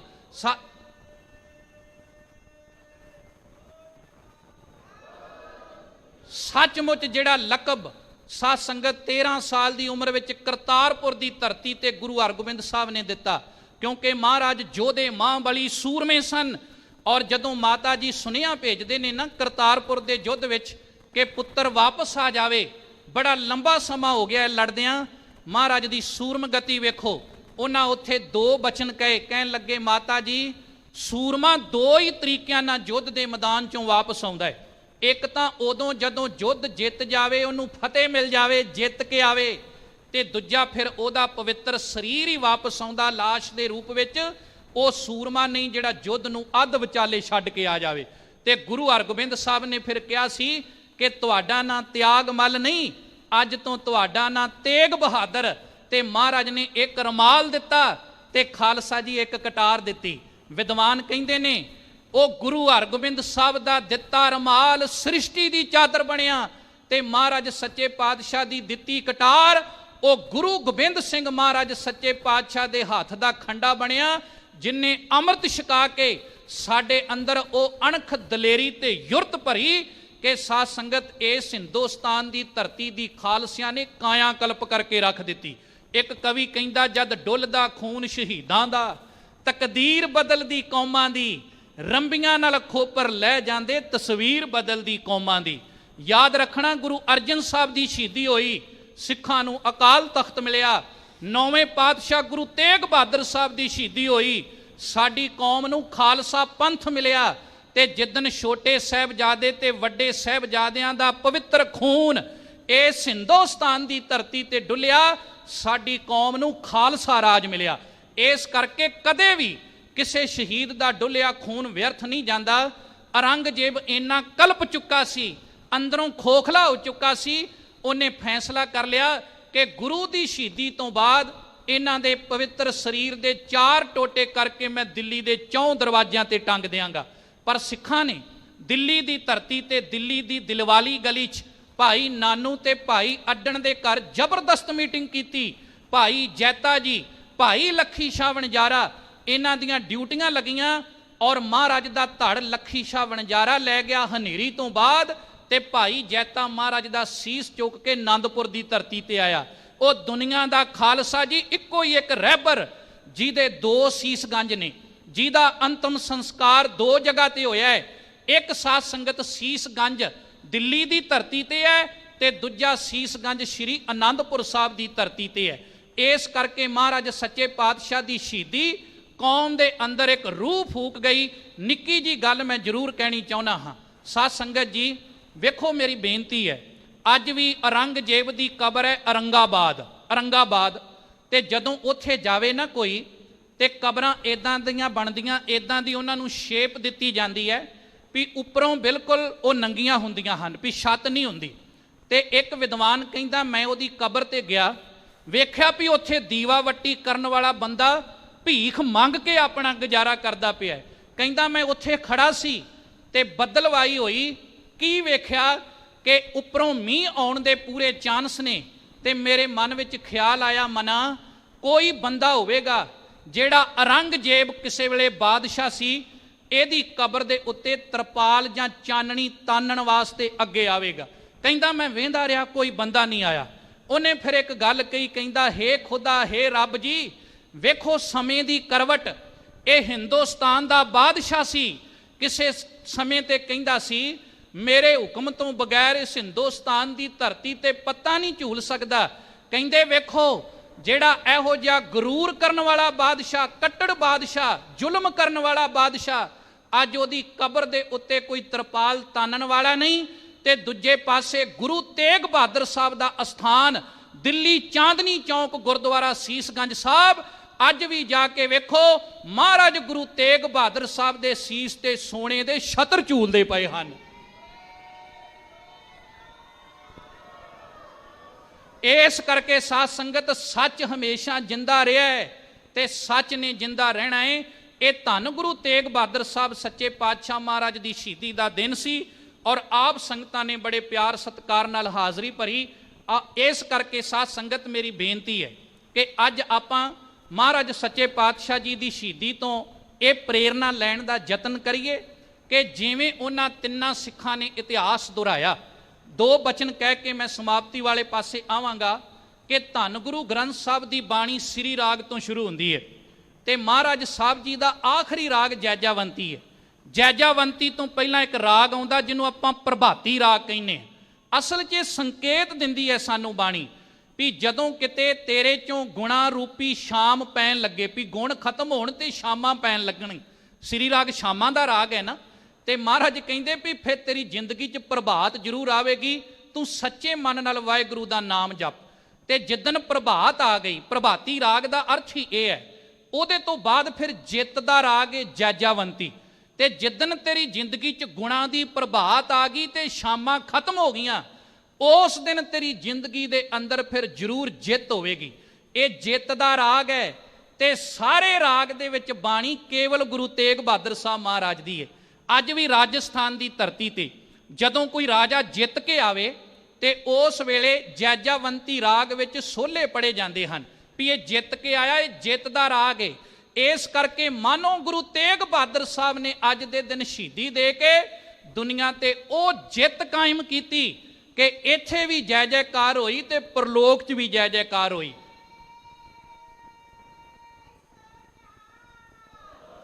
ਕਲਗੀਆਂ ਵਾਲੇ ਪਾਤਸ਼ਾਹ ਕਹਿੰਦੇ, ਠੀਕਰ ਫੋਰ ਦਲੀਸ ਸਿਰ ਪ੍ਰਭਪੁਰ ਕੀਆ ਪਿਆਨ, ਤੇਗ ਬਹਾਦਰ ਸੀ ਕਿਰਿਆ ਕਰੀ ਨ ਕਿਨਹੂ ਆਨ, ਤੇਗ ਬਹਾਦਰ ਕੇ ਚਲਤ ਭਇਓ ਜਗਤ ਮੈਂ ਸੋਕ, ਹੈ ਸਭ ਜਗ ਭਇਓ ਜੈ ਜੈ ਜੈ ਸੁਰਲੋਕ। ਇਹੋ ਜਿਹਾ ਅਮੀਰ ਇਤਿਹਾਸ ਕਿਸੇ ਕੌਮ ਕੋਲ ਨਹੀਂ। ਅੱਜ ਵੀ ਇਹ ਫੈਸਲਾ ਕਰਨਾ ਚਾਹੀਦਾ ਹੈ। 10 ਦਸੰਬਰ ਨੂੰ ਮਨੁੱਖੀ ਅਧਿਕਾਰ ਦਿਵਸ UNO ਮਨਾਉਂਦੀ ਹੈ ਤੇ ਭਾਵੇਂ ਕਿ ਜੇ ਗੁਰੂ ਤੇਗ ਬਹਾਦਰ ਸਾਹਿਬ ਤੇ ਮਨਾਉਣ ਨਾ ਮਨਾਉਣ ਇਹਦੇ ਨਾਲ ਸਾਨੂੰ ਕੋਈ ਬਹੁਤਾ ਫਰਕ ਨਹੀਂ ਪੈਂਦਾ, ਪਰ ਜੇ ਦੁਨੀਆ ਤੇ ਸੱਚਮੁੱਚ ਕੋਈ ਮਨੁੱਖੀ ਅਧਿਕਾਰਾਂ ਦਾ ਰਾਖਾ ਹੈ, ਉਹ 9ਵਾਂ ਸਤਿਗੁਰੂ ਧਰਮ ਦੀ ਚਾਦਰ ਸ੍ਰੀ ਗੁਰੂ ਤੇਗ ਬਹਾਦਰ ਸਾਹਿਬ ਮਹਾਰਾਜ ਹੈ। ਔਰ ਸੱਚੇ ਪਾਤਸ਼ਾਹ ਦੀ ਸ਼ਹਾਦਤ ਨੂੰ ਸਿਜਦਾ ਕਰੀਏ, ਉਹਨਾਂ ਦੇ ਦਰਸਾਏ ਰਸਤੇ ਤੇ ਚੱਲੀਏ, ਉਹਨਾਂ ਦੀ ਬਾਣੀ ਨਾਲ ਜੁੜੀਏ। 59 ਸ਼ਬਦ ਤੇ 57 ਸ਼ਲੋਕ ਨੇ। ਪਿਛਲੇ ਸਾਲ ਸ਼੍ਰੋਮਣੀ ਗੁਰਦੁਆਰਾ ਪ੍ਰਬੰਧਕ ਕਮੇਟੀ ਨੇ 400 ਸਾਲਾ ਮਨਾਇਆ ਔਰ ਯਾਦ ਕੀਤਾ ਉਹਨਾਂ ਮਹਾਨ ਸਿੱਖਾਂ ਨੂੰ ਜਿਨ੍ਹਾਂ ਦਾ ਸੰਬੰਧ ਗੁਰੂ ਤੇਗ ਬਹਾਦਰ ਸਾਹਿਬ ਨਾਲ ਸੀ। ਸੋ ਸਾਧ ਸੰਗਤ ਪੂਰੇ ਕਾ ਕੀਆ ਸਭ ਕਿਛ ਪੂਰਾ, ਘੱਟ ਵੱਧ ਕਿਛ ਨਹੀਂ। ਗੁਰੂ ਤੇਗ ਬਹਾਦਰ ਸਾਹਿਬ ਮਹਾਰਾਜ ਪੂਰੇ ਨੇ, ਉਹਨਾਂ ਦੀ ਬਾਣੀ ਪੂਰੀ ਹੈ। ਉਸ ਬਾਣੀ ਨਾਲ ਜੁੜ ਕੇ ਅਸੀਂ ਵੀ ਪੂਰੇ ਹੋਣ ਦਾ ਯਤਨ ਕਰ ਸਕੀਏ, ਤਾਂ ਹੀ ਸਾਡੇ ਲੋਕ ਸੁਖੀਏ ਪਰਲੋਕ ਸੁਹੇਲੇ ਹੋ ਸਕਣਗੇ। ਸਾਰੀ ਸੰਗਤ ਦਾ ਧੰਨਵਾਦ। ਧੰਨਵਾਦ ਗੁਰੂ ਰਾਮਦਾਸ ਮਹਾਰਾਜ ਜੀ ਦਾ ਤੇ ਸਾਧ ਸੰਗਤ ਆਪ ਸੰਗਤਾਂ ਦਾ। ਉੱਥੇ ਬਹੁਤ ਹੀ ਸਤਿਕਾਰਯੋਗ ਤੇ ਆਦਰਯੋਗ ਸਿੰਘ ਸਾਹਿਬ ਗਿਆਨੀ ਜਗਤਾਰ ਸਿੰਘ ਜੀ ਜੋ ਸਮਾਂ ਦੇ ਕੇ ਆਪ ਸੰਗਤਾਂ ਦੇ ਦਰਸ਼ਨ ਦੀਦਾਰ ਕਰਵਾਉਂਦੇ ਨੇ। ਭਾਈ ਸਾਹਿਬ ਭਾਈ ਗੁਰਸੇਵਕ ਸਿੰਘ ਬੜੇ ਪਿਆਰ ਨਾਲ ਬਾਣੀ ਪੜ੍ਹਦੇ ਨੇ, ਬੜਾ ਆਨੰਦ ਆਉਂਦਾ ਹੈ। ਇਹਨਾਂ ਦਾ ਵੀ ਧੰਨਵਾਦ। ਆਓ ਆਖਰੀ ਪੰਕਤੀਆਂ ਪੜ੍ਹ ਕੇ ਫਿਰ ਆਪਾਂ ਸਮਾਪਤੀ ਕਰਾਂਗੇ ਜੀ। ਨਾਨਕ ਕੀ ਤੂੰ ਟੇਕ ਪ੍ਰਭ ਤੇਰਾ ਆਧਾਰ, ਕਰਨ ਕਾਰਨ ਸਮਰੱਥ ਪ੍ਰਭ ਹਰਿ ਅਗਮ ਅਪਾਰ। ਵਾਹਿਗੁਰੂ ਜੀ ਕਾ ਖਾਲਸਾ, ਵਾਹਿਗੁਰੂ ਜੀ ਕੀ ਫਤਿਹ। ਵਾਹਿਗੁਰੂ ਜੀ ਕਾ ਖਾਲਸਾ, ਵਾਹਿਗੁਰੂ ਜੀ ਕੀ ਫਤਿਹ। ਸ਼ੇਰੇ ਪੰਜਾਬ ਗੁਰਬਾਣੀ YouTube ਚੈਨਲ ਨੂੰ ਵੱਧ ਤੋਂ ਵੱਧ ਸਬਸਕ੍ਰਾਈਬ ਕਰੋ ਤੇ ਇਸ ਤੇ ਗੁਰਬਾਣੀ ਸ਼ਬਦ ਕੀਰਤਨ ਤੇ ਇਤਿਹਾਸ ਨਾਲ ਵੱਧ ਤੋਂ ਵੱਧ ਜੁੜ ਕੇ ਆਨੰਦ ਮਾਣੋ ਤੇ ਆਪਣੀ ਜ਼ਿੰਦਗੀ ਨੂੰ ਸਫਲ ਕਰੋ। ਵਾਹਿਗੁਰੂ ਜੀ ਕਾ ਖਾਲਸਾ, ਵਾਹਿਗੁਰੂ ਜੀ ਕੀ ਫਤਿਹ।